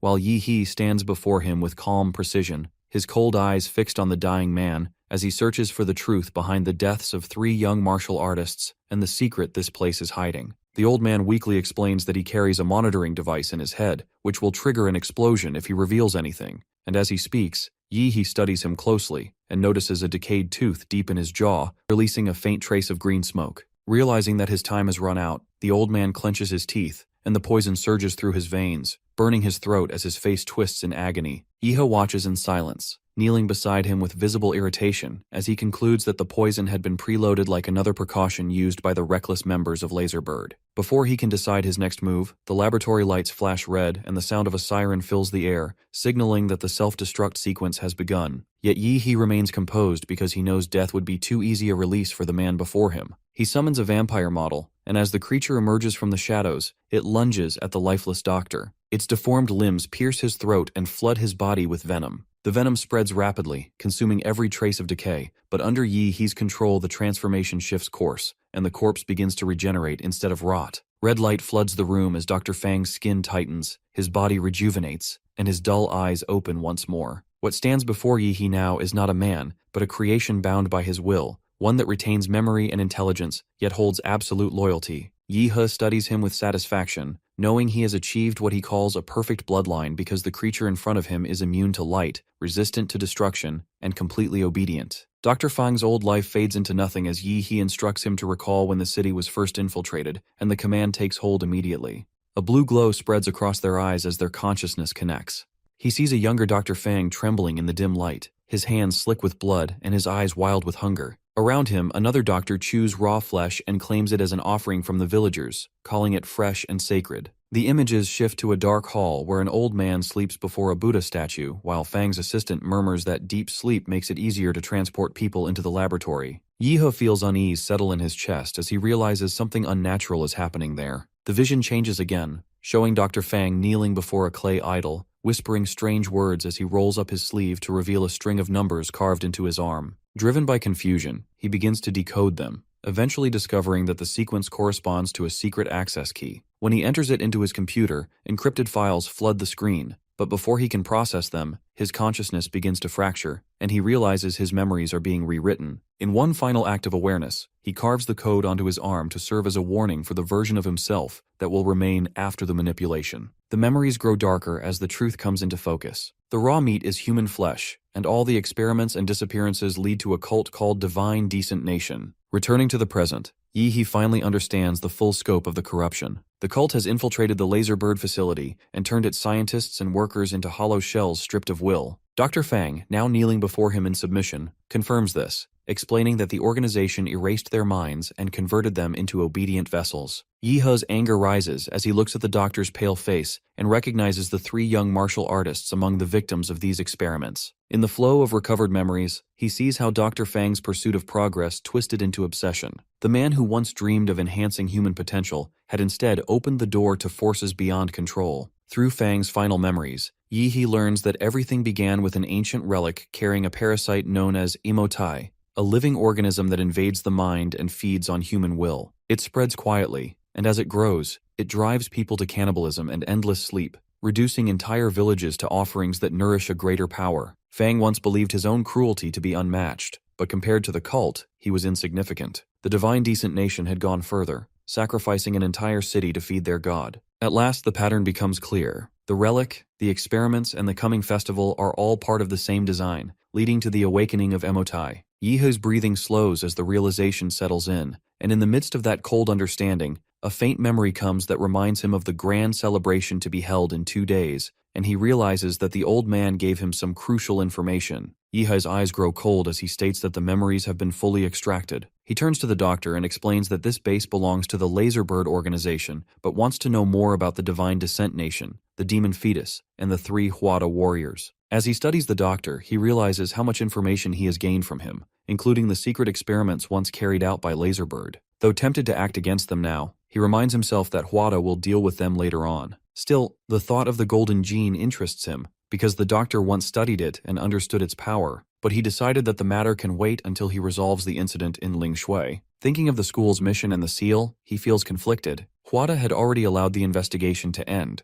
but the reward means little to him now, and he decides that he will claim the results of the Divine Descent Nation's prize for himself. After some thought, he orders Dr. Fang to hide in Lingshui. He will provide his blood and have it mixed into the water system to maximize infection. The doctor laughs, calling him mad. Yet he explains calmly that the people of Lingshui have already reached the 4th stage of pollution and cannot return to normal. He intends to control them and later, if possible, restore them to their former lives. At least under his control, they will not harm others again. When Yi-He returns to Old House, he brings food from Lingshui. Lu Qingju and Su Hao hesitate when they see it, and Yi He immediately understands that they have guessed its origin. Su Hao trembles as he explains that they have found signs of cannibalism among the people. Yi He only smiles quietly, knowing they are close to the truth. He tells them everything, and Lu Qingju rises in anger, shocked that an illegal experimental base could exist for years beneath Lingshui. Su Hao grows pale and says that even a large biotechnology company has fallen to the corruption here. Lu Qingju insists the threat is beyond level 3 and that they should call Huada for help, but Yi He refuses, knowing it would cost him his credit. Almost crashing out, he assures them that the mission is dangerous but manageable, and that fear will only slow them down. Yi He places his hands on their shoulders and tells them to hold their ground until nightfall. He has already seen people eat raw flesh and worship clay statues, and he believes that only at night will the true nature of Lingshui reveal itself. At the Laserbird headquarters, the board of directors holds an emergency meeting after learning about the destruction on Jishan Temple base in Lingshui. Reports confirm that the base's self-destruct program was activated but interrupted, suggesting something has gone wrong. Communication has been cut off completely. A masked director orders the detonation of all heart bombs implanted in the researchers to erase every witness, while a special forces team is sent to Lingshui to investigate. Back in Lingshui, an explosion rocks the central water plant as the doctor's implanted bomb detonates. Thanks to the vampire's power, his body survives despite losing blood rapidly. Trembling, he reports to Yi He that Laserbird has triggered the bombs, and though he removed his in time, special forces are already on their way. Yi He immediately instructs him to continue with the plan, and the doctor obeys without hesitation. As night falls over Lingshui, the streets lie silent. A train arrives at, and several passengers step off. Leading them is a tall man with a shaved head called Catfish, who laughs at how quiet the city is. Behind him, a woman named Ares, carrying a baby, confirms that Great Xia Dragonfish wasn't involved with the Jinshan Temple base. With them are a short-haired girl named Bluebird, a quiet man, Gold Snake and Black Lion, a sharp-eyed man wearing glasses. He orders them to destroy all experimental records and equipment. The five walk through the empty streets, speaking in low tones. Ignoring his team, Black Lion reminds the team that blending into the environment is part of the job, and quickly assigns roles. Snake and Bluebird will investigate the city, while he, Ares, and Catfish will move toward the Shuang Sea base. Snake and Bluebird enter a nearby house to investigate. In the kitchen, a basin filled with rotting flesh gives off a foul smell, swarming with flies. The sight makes Snake's stomach tighten as she realizes that the residents may be eating human flesh. Forcing herself to move on, she steps into the living room and notices a clay statue in the corner, identical to the one seen earlier by Yi He and his team. A strange unease rises in her chest as she senses something corrupt about it. Meanwhile, Bluebird speaks to his superiors through his communicator. He learns that the Buddhist temple base was destroyed by a single martial artist who annihilated everything inside. Tens of thousands of creatures lie dead, and fortress-grade armor was torn apart by sheer force. Dr. Fang's body is missing. As he listens, the connection suddenly cuts off, and he wonders if the signal is being jammed. Moving toward the window, he looks outside and freezes. The streets are full of people who are slowly walking with their eyes closed, and he realizes that an entire city has fallen into mass sleepwalking, and now they are surrounding them. Goldsnake realizes his position has been exposed and instinctively steps back, but before he can issue a signal, a blade drives through his abdomen. The attacker is Bluebird, the one he trusted most, whose eyes now emit an unnatural light as dark energy gathers around her body. The strike confirms that her will has been overtaken, and when Goldsnake traces the source, he finds a statue placed beside the deity's talisman, which is a relic identical to those once uncovered in the ancient ruins of Yuan, where ritual objects were said to enslave minds. At the same time, on the bell tower overlooking Lingshui County, Yi He studies the moon, noting that its size and brightness distort the natural order, and he concludes that the anomaly connects to the incidents of collective sleepwalking reported across the city. He sends instructions to his team to move toward the southeastern sector, where the concentration of sleepwalkers is highest, before vanishing to verify himself. Goldsnake wakes later tied to a tree. His vision clears slowly, and he sees Bluebird bound beside him. Below, a crowd has gathered. The people stare upward without expression, their mouths open and their bodies trembling. When he calls out, they do not react. Their silence tells him they are no longer conscious, and he realizes they have lost control completely. A bell rings through the air. The sound spreads across the forest, and the moon above grows larger as its light brightens until it covers the entire area. Under that light, the villagers begin to move. Their limbs shake, and then they start climbing onto one another, forming layers. The moonlight pulls them upward, and soon their bodies create a column that rises toward the sky. The wooden pillar holding Goldsnake and Bluebird is lifted with them, raising both higher as the tower expands. At Buddha Temple, Captain Black Lion grows uneasy. He has received no signal from either agent since their last report. The The silence and the recent attack on Lingshui base suggest the two events are connected, so he orders the team to move out immediately. But outside, the team stops as soon as they look up. The clouds have vanished. The moon is larger and brighter than before, almost touching the horizon. Ares points toward the distance, where a silver beam of light shoots down from the moon and strikes the ground in Lingshui County. The light does not fade or spread. It stays fixed like a bridge between the sky and the earth. Black Lion studies the beam and realizes this is not a natural event. The destruction of Lingshui base may have been part of the same operation leading to this moment. He orders his team to move toward the light. They follow narrow streets until Black Lion senses movement ahead. He rushes forward, attacking with his blade, but before the strike lands, a spinning black umbrella blocks it. The weapon hits the barrier and rebounds with force, cutting a mark in the wall. Black Lion steadies himself and recognizes that the umbrella is a high-level tool, not ordinary gear. A figure steps out from the mist holding it. Her motion is smooth and deliberate. The air around her stills. She closes the umbrella and stands before them. Black Lion watches her closely. Her appearance and manner confirm she is not local. The timing and location leave no doubt. She is connected to the Lingshui base incident. Across the field, the veteran hunters see through their movements. They realize the two are stalling for reinforcements. Uneasy, they prepare to finish it fast, deciding to kill within seconds. Su Hao raises his sword and summons a pillar of ice. He stays alert, waiting for an opening. One of the enemies, a large man, charges at Lu Qingju with a cruel grin. He mocks her beauty, his words dripping with malice. Lu Qingju senses his power and braces for impact, but Su Hao reacts first. He sweeps his hand, forming an ice path that sends the attacker flying. Then Lu Qingju charges, furious and fearless, striking back. The ice wall between them begins to crack, slashed again and again by the enemy's blades. The wall shatters with a heavy sound. Su Hao feels a rush of disbelief at how easily it's broken. He drops smoke grenades from the Empire's arsenal, clouding the enemy's vision. Through the smoke, he pulls Lu Qingju with him as they retreat. He warns her the opponents are senior martial artists and far too strong to fight head-on. She agrees without hesitation, but before they can escape, a faster figure appears, cutting off their path. Two short daggers glint near their throats. The team leader smiles, sure of victory. He grabs their collars, but a sudden shift in the air makes him turn.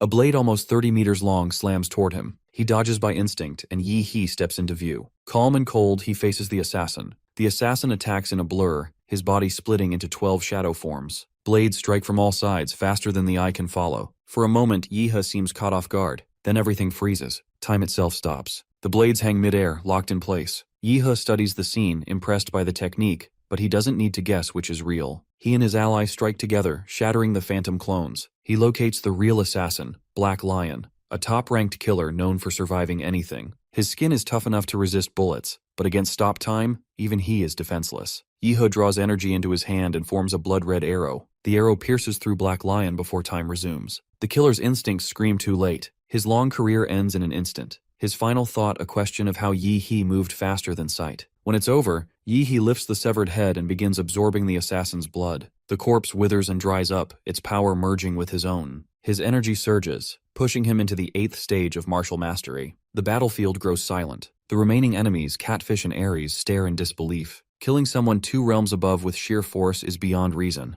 They realize something is terribly wrong and prepare to retreat. Yi He looks down at the blood pooling on the ground, a twisted grin forming. The blood stirs and releases a dark red aura. From it, a monstrous hand rises, followed by the demonic shape of their fallen captain. Catfish and Ares freeze in fear. The aura feels familiar yet horrifying. Their captain's image stands before them, twisted beyond recognition. They can barely breathe. Before panic takes over, Ares steps forward and shouts for them to move aside. She lifts the small child in her arms, and the baby's body changes, swelling rapidly until it becomes a massive, 3-meter-tall monster. The child was never human, but a bioweapon designed for battle. Ares orders it to attack, and the creature charges forward with a roar. Yi He watches calmly, hands in his pockets. Ares and Catfish flee, desperate to escape before he strikes again. But Yi He already has a plan. He orders Su Hao and Lu Qingju to stay behind with his phantom and destroy the bioweapon. The 3 take position at once. Su Hao channels the Phoenix martial technique, merging the Ice Wall, Dragon Shadow, and Northern Cold Sword into one deadly move. Cold energy fills the air, shaping into a dragon that dives at the monster. The cold aura forms a fierce dragon's head that roars as it strikes toward the towering bioweapon. It lets out a monstrous scream and charges, ready to sacrifice itself so its allies can escape. When blazing heat collides with freezing cold, the entire alley explodes in mist. Su Hao grits his teeth and leaps into the air. He slashes down with full force, his blade cutting across the mutant's face. The creature tries to dodge but fails, and a deep wound splits half its head. Beneath the torn flesh lies no blood or bone, only alloy plates and microchips. It is basically a machine disguised as a man. The giant surges forward at impossible speed, forcing Su Hao back. He grips his sword tight and narrowly avoids the next strike. The attack misses. In that instant, Black Lion appears from the shadows, moving like a phantom. He splits into 12 blood-red forms, each wielding a spinning blade. Together they weave a deadly net that slices down on the mutant's head. The creature's body bursts apart, torn into pieces. Even with its regenerative power, it cannot recover from such a brutal attack. As the blood and smoke swirl through the air, Lu Qingju rises above them. Her massive wings unfold, glowing with a bright purple light that floods the battlefield. She looks almost divine, like a goddess descending to bring judgment. From high above, Lu Qingju gathers her strength. Dark feathers burn around her hands, fading into ashes that form a dense black sphere. The sphere expands until it spans 5 meters across. Then it erupts, transforming into a blazing purple sun. Her cry echoes through the night, her power declaring that the enemy cannot escape.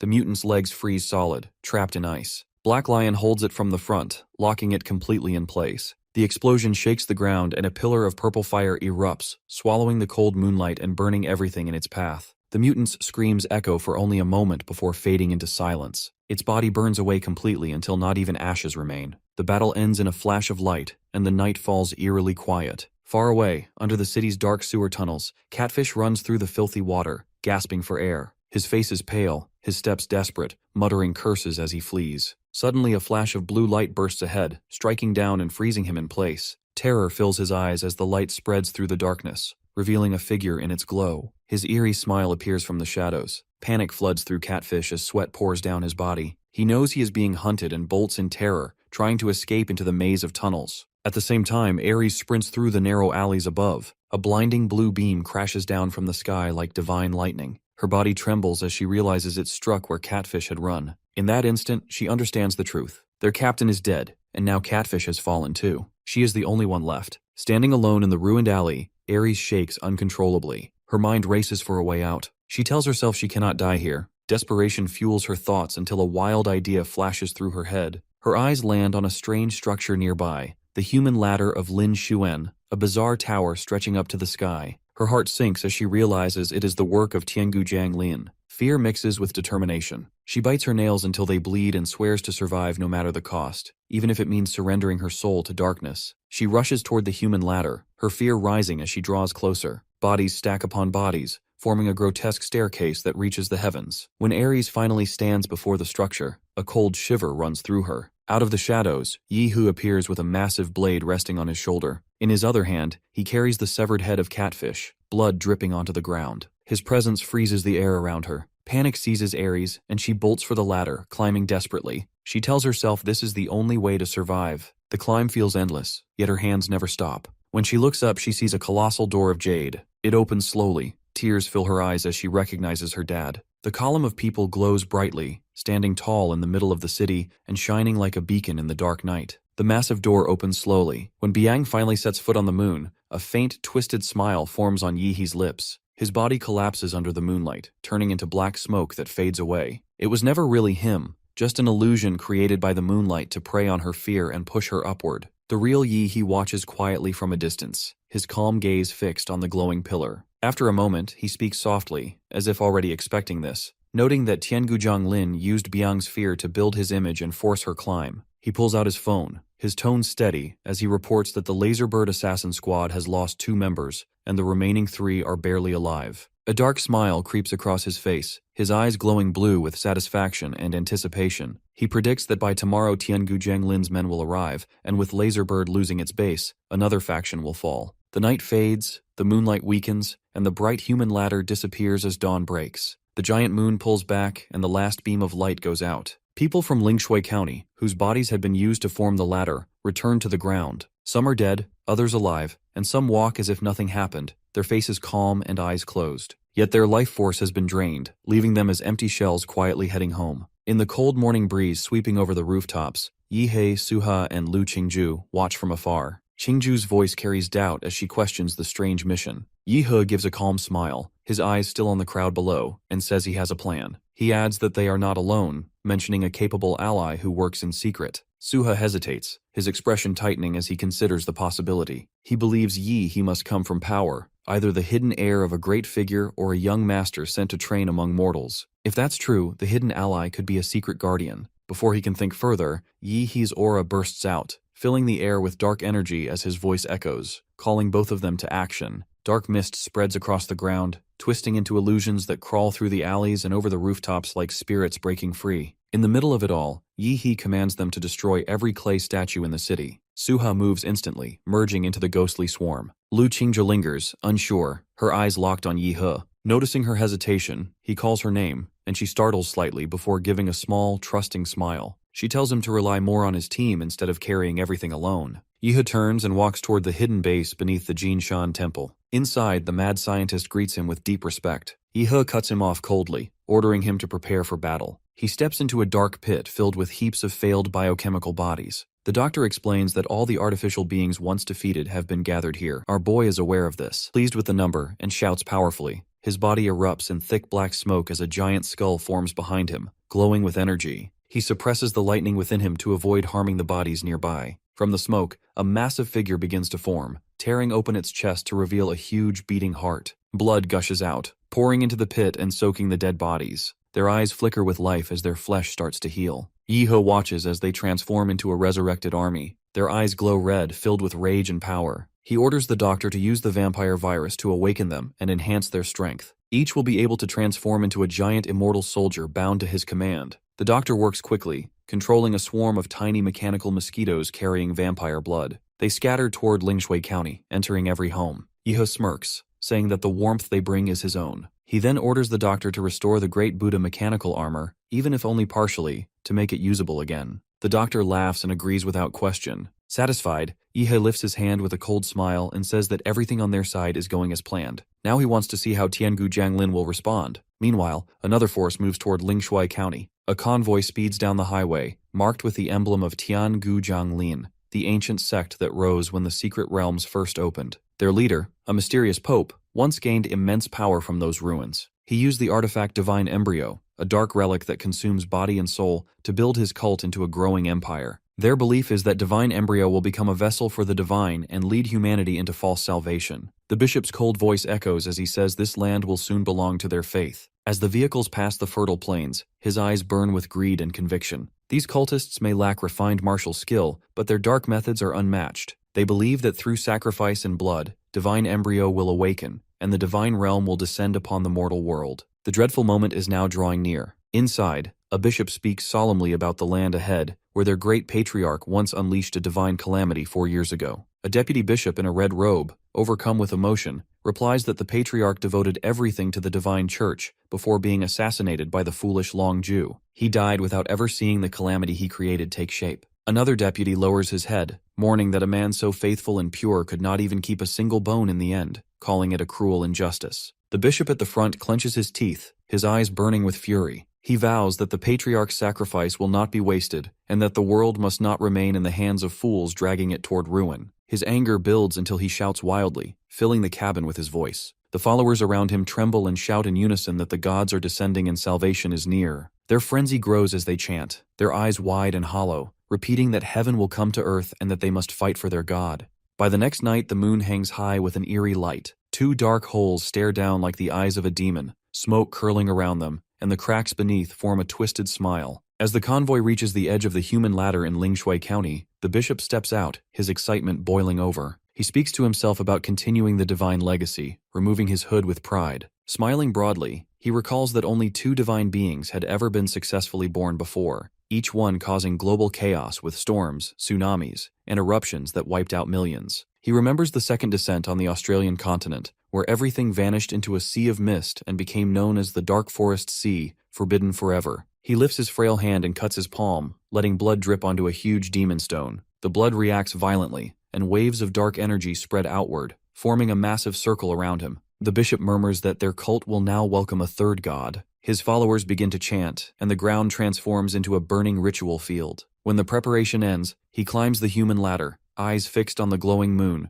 whispering blood spells as he steps on the motionless bodies below. Eventually, he reaches a massive closed gate and bows deeply. His hand, covered in blood, touches a corpse at his feet, and strands of red energy crawl out across the ground. He smiles and offers his blood to the dark power before him. As the gate opens, a blinding white light bursts out, and a voice from deep inside commands him to step forward. He obeys without hesitation, walking slowly through the light until he reaches a silver altar holding a platinum coffin carved with holy symbols. His eyes fix on it as he mumbles in awe. Inside lies the god of plague, sealed there years ago after draining the life from the people of Lingshui County. Now the time of awakening has come. The believers chant faster and louder as blood drips from their hands, filling the air with a heavy scent. The bishop raises his voice and declares that the moment to welcome their deity has arrived. The air vibrates as a powerful energy descends. The cult leader himself appears, walking slowly down the human steps, carrying the platinum coffin as if it were a sacred burden. The followers shout with devotion while he places the coffin at the center of the ritual circle. Standing tall, he raises his arms toward the glowing moon and calls for its power to descend upon him. As the clock in Lingshui County strikes midnight, the sound of 3 bells echoes across the land.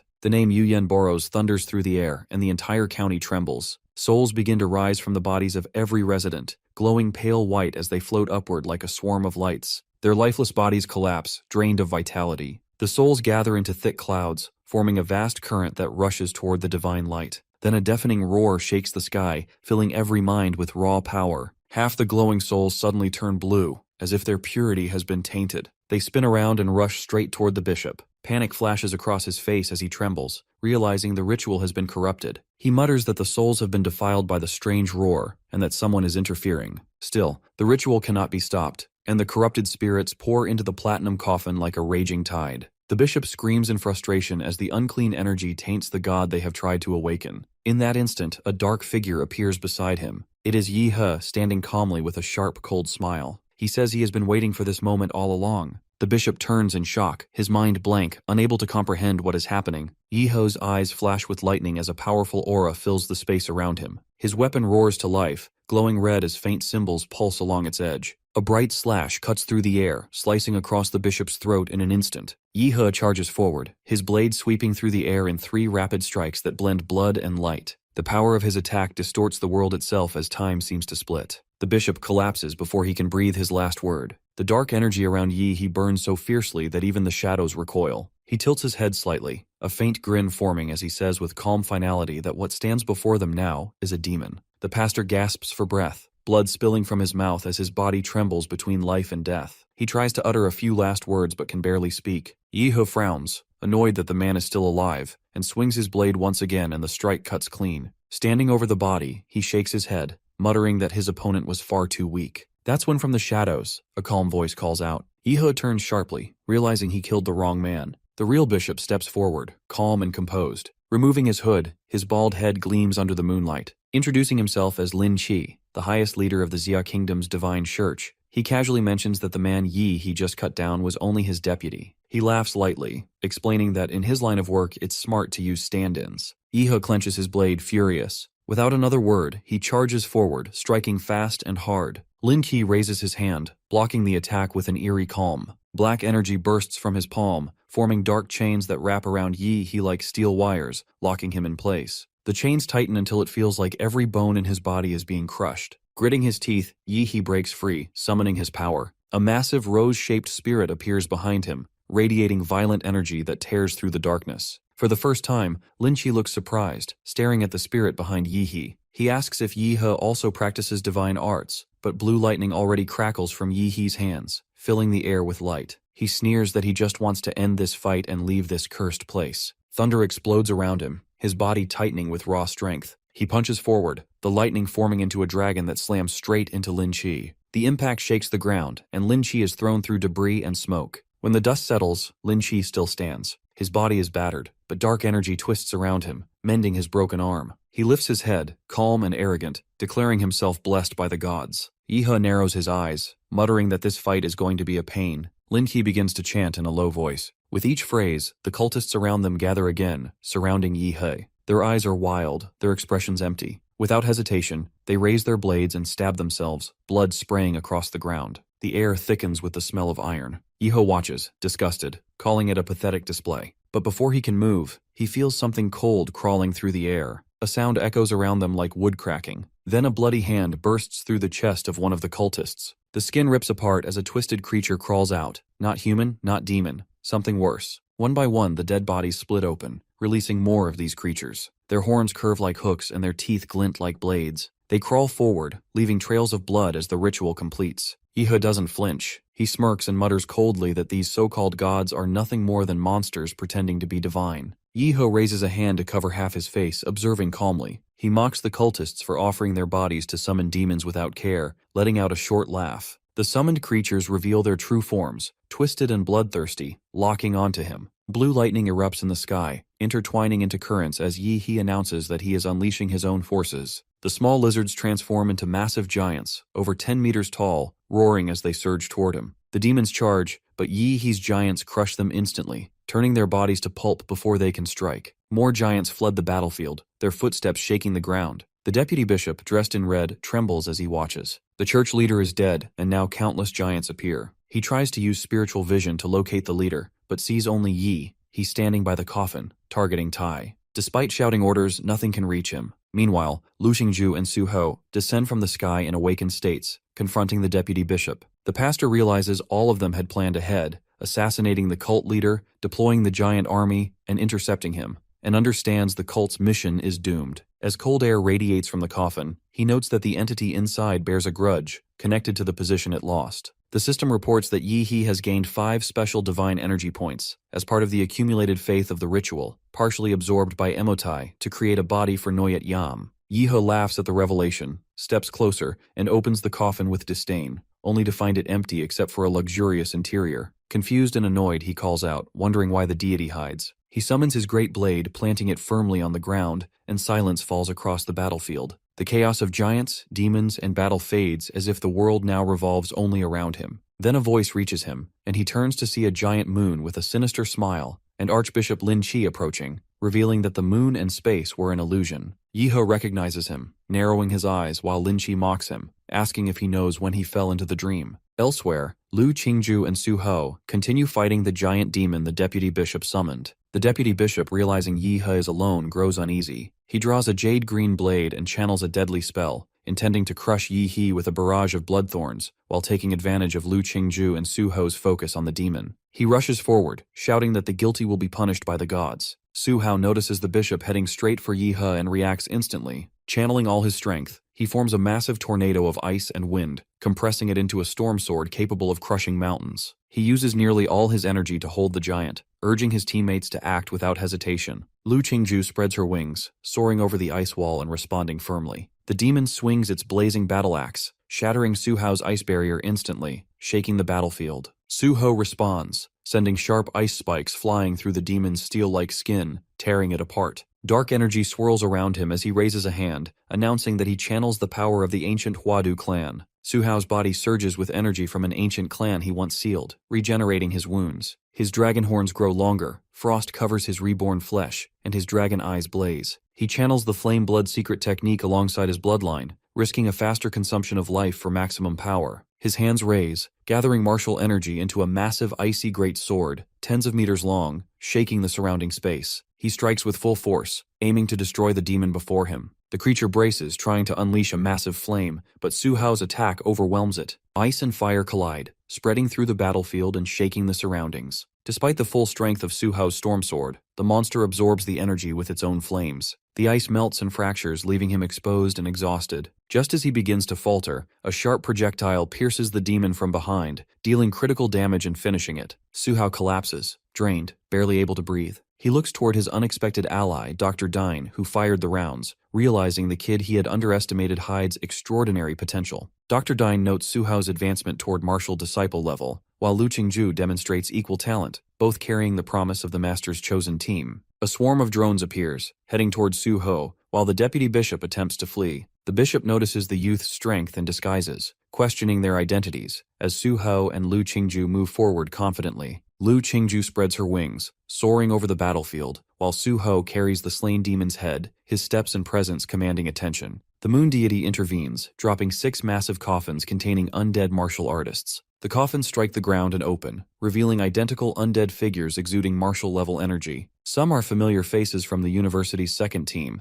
now turned into controlled corpses. The vice bishop grows frantic, realizing the threat they pose to his divine fetus. The undead begin advancing, and Dr. Dine commands his Titan squad to intercept them, buying time for Lu Qingju. The Titans are strong but fragile compared to martial-level zombies, who tear through them effortlessly. Lu Qingja seizes the moment to fly toward Yi He. She pushes herself against the wind, sustaining injuries but refusing to fall, driven solely by the need to reach him. The vice bishop panics, redirecting his forces to stop her, but she pushes through, evading attacks and finally reaching Yi He. Exhausted, she collapses into his arms, finding refuge. Her body shakes from fatigue, but her spirit stabilizes as she rests against him, a moment of calm amidst the battlefield's chaos. After destroying the Bloodthorns, Lu Qingju holds Yi He tightly, suppressing the pain in her injured arm. She burns a small amount of her inner energy to counteract the poisonous blood and keeps moving. From above, she sees the giant mutants created by Yi. He's lying in pools of blood, trampled and annihilated. Among them, 6 bodies stir, their eyes opening with predatory intent, sending a chilling aura toward her. Recognizing the danger, she tries to resist the overwhelming presence pressing on her mind, refusing to surrender, spreading her wings to create a shockwave of resistance.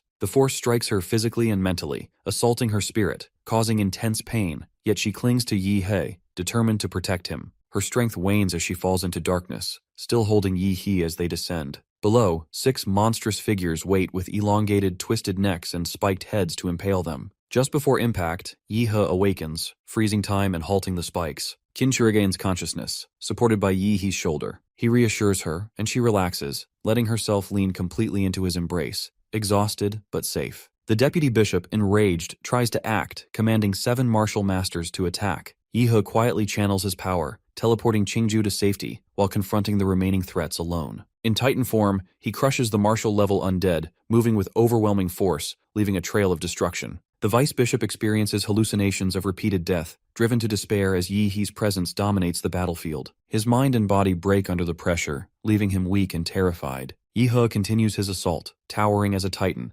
annihilating all martial-level enemies with crushing strikes. Below, the battlefield is a wasteland of flesh and blood, as his power leaves no room for opposition. Suddenly, the moonlight intensifies, revealing a new figure descending from above. This supreme leader, cloaked in silver moonlight, stands motionless, emanating a terrifying and divine aura. His hair is long and white, his features cold and sharp, and his gaze meets Yi. He's with an unshakable presence, conveying acknowledgement and dominance. Though he shows no chi fluctuations, his aura radiates absolute power, suggesting he is the source of all the mutations and chaos in Lingshui County. Yi He recognizes the threat but faces it with defiance, prepared to challenge the figure beneath the distorted moon, understanding that this encounter may define the outcome of the conflict. A mysterious deity emerges from the moon, and it seems like she is the moon deity. Yi He lifts through a void where the city has vanished, replaced by silver light like standing on the moon. The air shifts, and although he senses cold, he realizes this is a mental realm, not bound by physical laws. Unlike illusions, harm here is real, and he lacks his invincible golden body. Silver Moon Deity reaches the final step, hovering above like a god. He acknowledges Yi He's exceptional talent and claims that part of his divine essence has been stolen,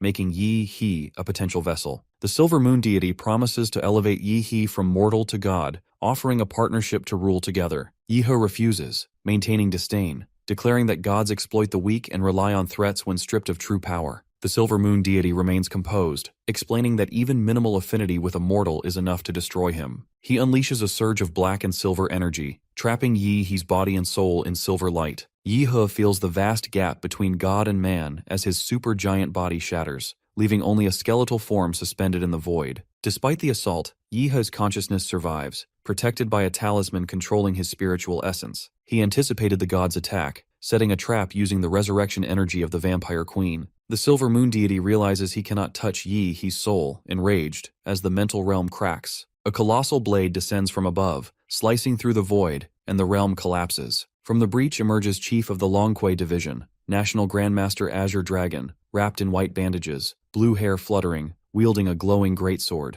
Yi He observes silently, satisfied as his plan succeeds, and the divine power he sought can now be seized. The Silver Moon Deity is shocked, questioning whether a human can possess such strength. Grandmaster scrutinizes Yi He, noting chaotic energy and impure form, likening him to the first demon hybrid. A Silver Moon Deity strikes, seizing Yi He, but the attack fails, and Yi He is flung away. Only Silver Moon Deity and Grandmaster remain, facing each other. Grandmaster gathers divine consciousness, channeling overwhelming power. As he descends, Silver Moon Deity braces, expanding the moonlight and flooding Lingshui County. The combined energies crack space, manifesting as a dragon in the sky. Grandmaster charges into the moonlight pillar, ready to confront the godlike entity and restore balance. On the other side, the sky and earth are upheaved as light and thunder intertwine. Yi He is thrown through mountains by Moon Deity, landing far from Lingshui County, wrapped in a protective sphere. The forest is devastated, trees destroyed by the impact, and Yi He emerges pale but alive. He scans the area and finds no trace of the county, realizing the battle likely flattened the region. As Yi He contemplates, the system panel appears, displaying a moon seal curse mark linked to the Master of the Moon and Nightmares. He understands the danger but also sees an opportunity. He studies the system interface, identifying divine attributes and their effects, particularly those related to the moon and dreams. He begins allocating points, upgrading his abilities and templates, including the vampire bloodline, moon demon bloodline, and powers that enhance under moonlight. Each upgrade amplifies his combat potential, transforming him into a war god under the full moon while remaining relatively inactive during the day. Yi He tests his strength, striking with explosive force that gouges the ground and scatters wildlife. He observes his improved muscles, reflexes, and nervous system processing speed, acknowledging the full effect of his lunar curse. He notes that he is a key figure in the unfolding events and anticipates the Dragonclaw's interest. He plans to contact Hua University for support, recognizing the importance of allies and resources. He activates bat wings and departs. At Hua University, everything appears peaceful. Yi He meets Principal Shi Jinwen, who welcomes him and commends the squad for completing the Lingshui County mission. The principal assures him that the mission will be publicly presented as Level 4 to avoid shocking others, while internally, the squad receives Level 5 rewards. Yi He nods outwardly but suspects the principal may know about his manipulations. Later, Yi He reviews images of the Lingshui County disaster sent by Dr. Madman, confirming that a massive explosion has destroyed the area and left few survivors. He recalls Moon Deity's words about the moon attack and feels the severity of high-level martial arts threats. Yi He reflects on the need for caution, remembering that the Grandmaster can help seal the Moonmark curse. As he waits, the Grandmaster arrives severely injured, his body bandaged and radiating a heavy aura, revealing the toll of the battle and signaling the ongoing danger in the martial world. In the reception room, Azure admits to his injuries, the frost damage he sustained from fighting the moon demon. Despite his wounds, he managed to claim victory. As he speaks, our bro giggles softly, finding it unexpectedly adorable that the usually stoic Azure Dragon is explaining himself. Then, Azure Dragon drops his cloak and begins with helping our boy seal the gaze. Since Principal Shi already discussed our guy's condition with him, he decides to spill some classified secrets. He reveals that the monsters once used to be as smart as humans. Casually, he mentions that he was the only survivor of an A-class ruin excavation, but he didn't leave unscathed. He was cursed. The curse mutated his body and slowly eroded his sanity, turning him into a beast. With no one able to help, he chose to enter an S-class realm, planning to die alone. What he didn't see coming was a massive sea storm which took him forcefully to an uncharted island where no human has gone before. He puts the stop at his jaw-dropping lore as the rest is dangerous to be revealed. As he unwraps his bandages, strange scars and glowing runes cover his body. He admits that an unknown entity on that island halted his beatification. When our protagonist sees the runes, a hellish vision grips him, his body trembles, and blood trickles from his eyes. But Azure Dragon finds it strange, because even a martial artist would suffer extreme brain damage with a glimpse at his runes, yet our protagonist only bled a little. He hopes that Yi He can change the situation, since the principal has never been wrong when it comes to judgment. He follows up to imprint 2 runes into his mind, so he can have a good amount of sleep. The system displays that one may encounter the Master of the Moon and Nightmares under moonlight or in dreams. After he's done imprinting, Yehi thanks him and confirms if his teacher is Gong Kei. He makes it clear that he has no problem with her. He mentioned her only because she was once destined to become a legendary martial artist before her brain injury cut that path short. Then Azure wonders if they could spar, and our bro isn't the one to hold back. He agrees to it, but under the moonlight. The next thing, the opponents stand in an arena. Azure Dragon urges him to strike first, saying he will only defend using one hand using only his physical power. His challenge is to move him half a step at the very least. If he's successful, he will earn 1 free request for his aid. The second prize being direct admission into Longquay Division 1st Department. The fight begins and our boy unleashes his flaring aura. Azure Dragon is a bit surprised to see that because it's somewhat similar to the moon's demon. He is doubtful, but in that while, our guy lands his first strike. Azure Dragon is shaken as he's a dense killing intent. Gongka sees from somewhere, unable to decipher how could our guy figure out such a killing intent just with 3 days outside. In a hotel elsewhere, Sword Manor is with a girl, who wonders what got him distracted from her in the sheets. He admits that he sensed a heavy killing aura. He's sure that the university campus felt the surge of it too, though he dismissed it as mere showmanship. The attack obliterates the entire area around Azure Dragon, But what our boy notices is Azure's punch is really simplified compared to his Ashura 3 blades. He realizes Azure deliberately avoided exploiting his weak points. Instead, the dragon chose to meet him head-on, power against power, as if challenging him openly. The thought makes Yi He's heart race. It feels raw, almost confrontational. As he's immersed in his thoughts, Azure Dragon gets ready to throw in another punch, Military Fist. The impact is fast and brutal, sending our boy flying into the air. Azure realizes he's screwed if he lets Yi He die and rushes to hold him before he falls to the ground. When he holds our guy, he wakes up,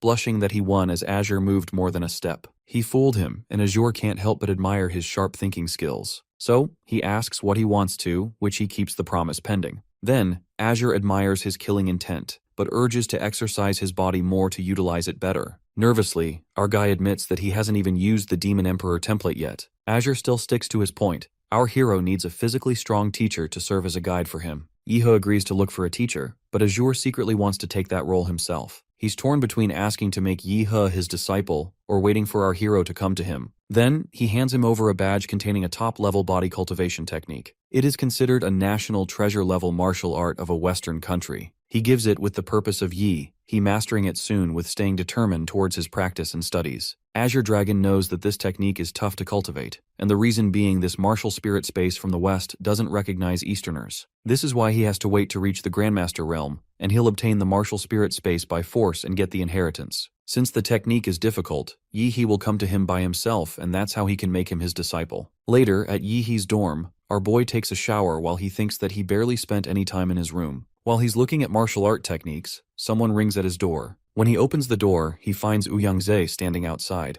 Yihe lets him in, hoping he's not here to recruit him into his club again. Suddenly, Ouyang-Zhe drops to his knees, begging the protagonist to become the president of the Dragon Blood Club. Our guy wonders, since when did this dude become such a loser? But he can't brush off the thought. How did he know that he was back at the dorm? Ouyang-Zhe admits a guy saw him come back, and that infuriates our bro, dragging Ouyang-Zhe for practice. A while later, Ouyang-Zhe is seen with a swollen face. The hero asks what's been going on with the club, and the dude admits that the club is failing, and unless they give some exceptional contribution, the university will cut off the funding. The Dragon Blood Club started off pretty nicely, getting sponsorships, which attracted many students to join. The beginning was virtuous, until it was suppressed by the student union composed of local Hua City people. It happened all because of Xiang Zhuang's leadership. The investors pulled back, commercial value declined, and the company's welfare channels were closed. Seeing the club fail, members began to leave, which made it harder to recruit new ones. Now, the Dragon Blood Club is in crisis. Yihe realizes that the club lost Xiang Zhuang,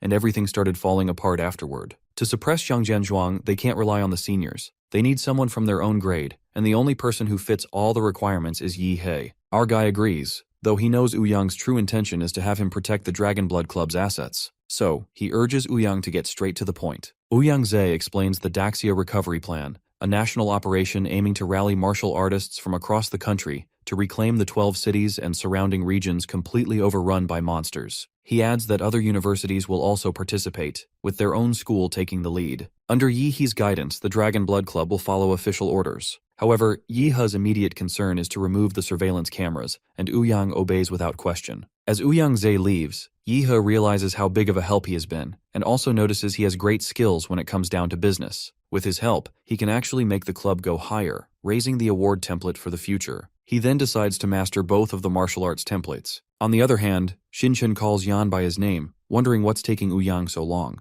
Yan is deeply offended but also a bit worried because Xinchen is extremely provocative. Yan still informs them that the vice president and the real president will be here soon. Hearing that, Xinchen gets worried. If Yihe is the president he's talking about, he urges Yan to let it go because he thinks Ouyang-Zhe has no chance of a comeback against Zhuang. Backing off is the sanest option they have right now. The girl on the side agrees with Xinchen too. Yan wonders what they plan to do. Quickly enough, Xinchen mentions the Zhou family, and the eldest son of it, Zhou Kai, has promised to give them a good life. So he finds this option better than waiting for Zhuang to liquidate the club. The other members start to agree with him. Sure enough, Yihe won't show up. Turns out, the people agreeing with him are actors, bribed heavily beforehand. A curly-haired guy walks in. It's Kai, and he wonders why it's taking so long for Xinchen to deal with Yan. When Yan looks at Kai, he screams at him. How did he even make his way in? Kai simply says that they fought their way in, and he will be sure to compensate for the loss he caused. Upon hearing this, he is about to hit Kai with a powerful punch, but it gets halted by a woman. He soon realizes that the woman is no ordinary woman.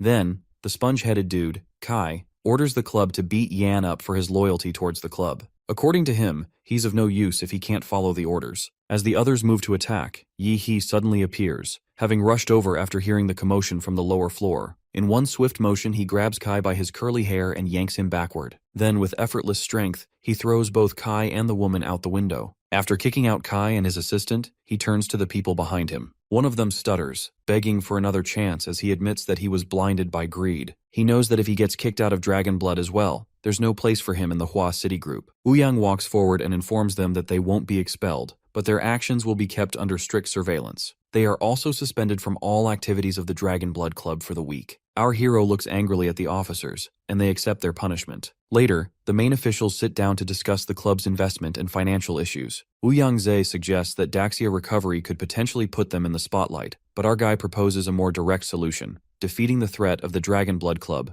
Zhang Zhuang. To his disappointment, Ouyang Ze informs him that Zhang Zhuang has entered seclusion to break through to the martial master realm. That news makes him frown, but he quickly comes up with another plan. If he challenges the top experts of the entire university, he can attract more hype, and in turn, more investment. He then inquires about the first Longquay division. Yen explains that it is the strongest martial organization in Daxia. Members of other Longquay divisions are known as Longquay agents, while the first division members are called aces. His determination shows how badly he wants to join it. Yan admits that the first division is only for the strongest. Every year, fewer than 3 imperial graduates are admitted, making it a place all martial artists yearn for. This gives our boy an idea. He orders the Dragon Blood Club's media team to start spreading the word. He gets up and announces, as the president of the Dragon Blood Club and current ace of the Longquay First Division, he issues a challenge to all martial artists below the rank of Grand Martial Master in Hua University. He turns to the officers, wondering if the hype is big enough. Yan can't believe it, considering our boy hasn't even graduated.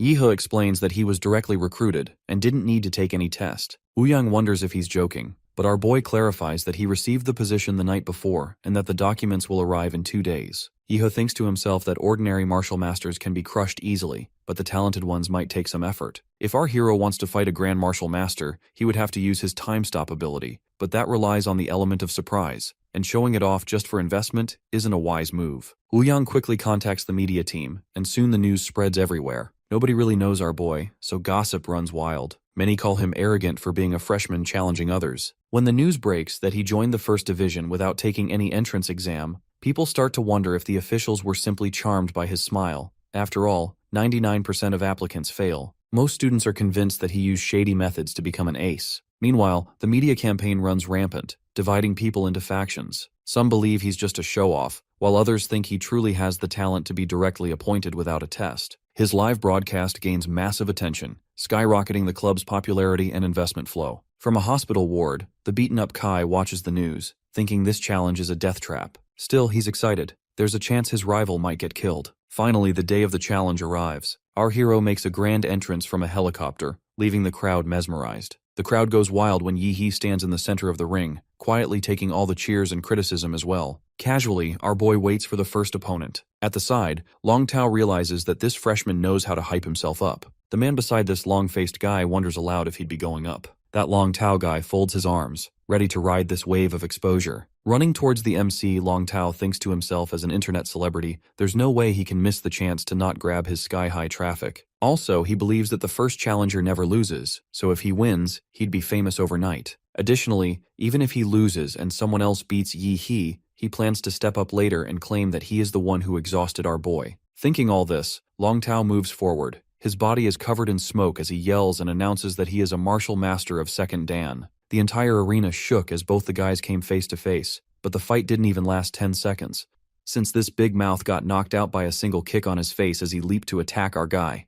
Right then, from behind, Lao Ying soars higher into the air and lunges forward towards our boy, all ready with her weapon to attack him. Everyone immediately recognized her. She is only a Martial Master 5th Dan and has a record of defeating 3 Martial Master 7th Dan students by herself. Her presence here is kind of odd, as she is a top figure in the entire second year, so everyone wonders if she is even a match for Yi-He. No matter what the case is, at least she is stronger and more skilled than that so-called influencer Long Tao. As Yao Ling's spear's tip swept down, our boy focused the energy into his palm. Before attacking her, Yi-He lets her know that her blade's purity is way too low. With that, the energy summoned by our boy literally cleaves the spear into two. Just like that, all the rest of the opponents come at Yi-He at once declares that he is pretty busy and has to wind up hurriedly. Seeing his arrogance, the opponents charge forward, but with precise and skilled movement, the protagonist handles them all. Some were severely wounded, while some were licked flying the moment they came near. Others have their weapons smashed into pieces. At the hospital, Jokai trembles watching all this. He doesn't understand who to send in order to take revenge, because at this rate everyone will get admitted to the hospital. Perhaps his elder brother, Jo Yanting, can handle this very efficiently,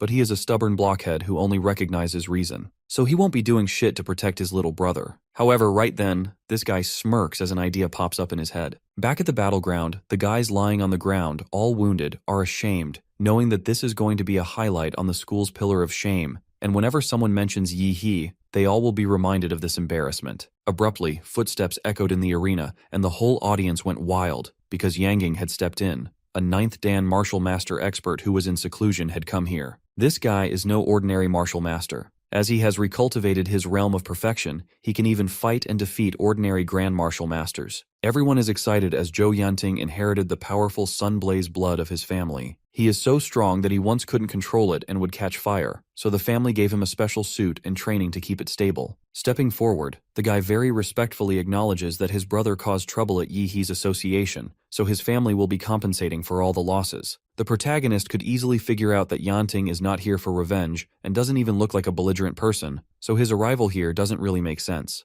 This guy admits that he is indeed not here for revenge for his little brother, but for the Jo family's reputation. He understands that the little brother was at fault, but Yi-He insulting Yanting's family is unacceptable. Hearing this, Yi-He scoffs, realizing that jerks will always add their own spin and slander. However, this guy demands that our boy kneel and apologize. Having said that, the MC challenges this guy to make him apologize if he really has the ability. The next moment, their fists meet, and an explosion of energy rings out as light surrounds the whole area. They both unleash powerful punches, their equal strength making everything and everyone shiver. Yanting roars in anger as he throws his full force into a forward charge, while our boy calmly counterattacks. At this moment, Yi-He notices that his enemy's nano battlesuit has receded, and the temperature is rising out of nowhere. The whole crowd understands that this is the power of the Sunblaze blood, and Yi-He is literally doomed. The whole crowd's eyes are fixed on the match between Yi-He and Yanting. Both the guys are equally strong, which makes the atmosphere very tense, as they are on an entirely different level from Long Tao and Yao Ling. The arena floor has split open as two streams of energy, one nuclear and the other fire, collide with each other. Witnessing this, everyone understands why Yanting is no joke, as he is the only one who is lasting against Yi-He. At this moment, our boy unleashes an unexpected move as he transforms into his monster template form, which distracts Yanting. Taking this as an opportunity, Yi-He launches a powerful punch, which sends Yanting flying. Catching the sight of this, even the little kids are rooting for their favorite warriors. Gasping and wounded, Yanting wonders how Longquay recruited someone like this, as he finds our MC's attack style barbaric. For a brief moment, he freezes, questioning his own senses as he realizes that Ye-Hai is growing bigger. Yi-He, standing calm, suggests his enemy be more confident because he indeed is getting bigger. Rather than releasing the humanoid power all at once to form a body outside, he is using the vampire's superior control over its own flesh and blood to slowly release the humanoid power inside his body. In that instant, he transforms into a gigantic form and sends a massive fist crashing down on Yanting. Using this technique, he has gained immense speed and nerve reaction capabilities. Additionally, he increased his physical quality by several times every second. The ground-trembling punch leaves Yanting unable to defend himself, forced brutally onto the arena floor, which splits open.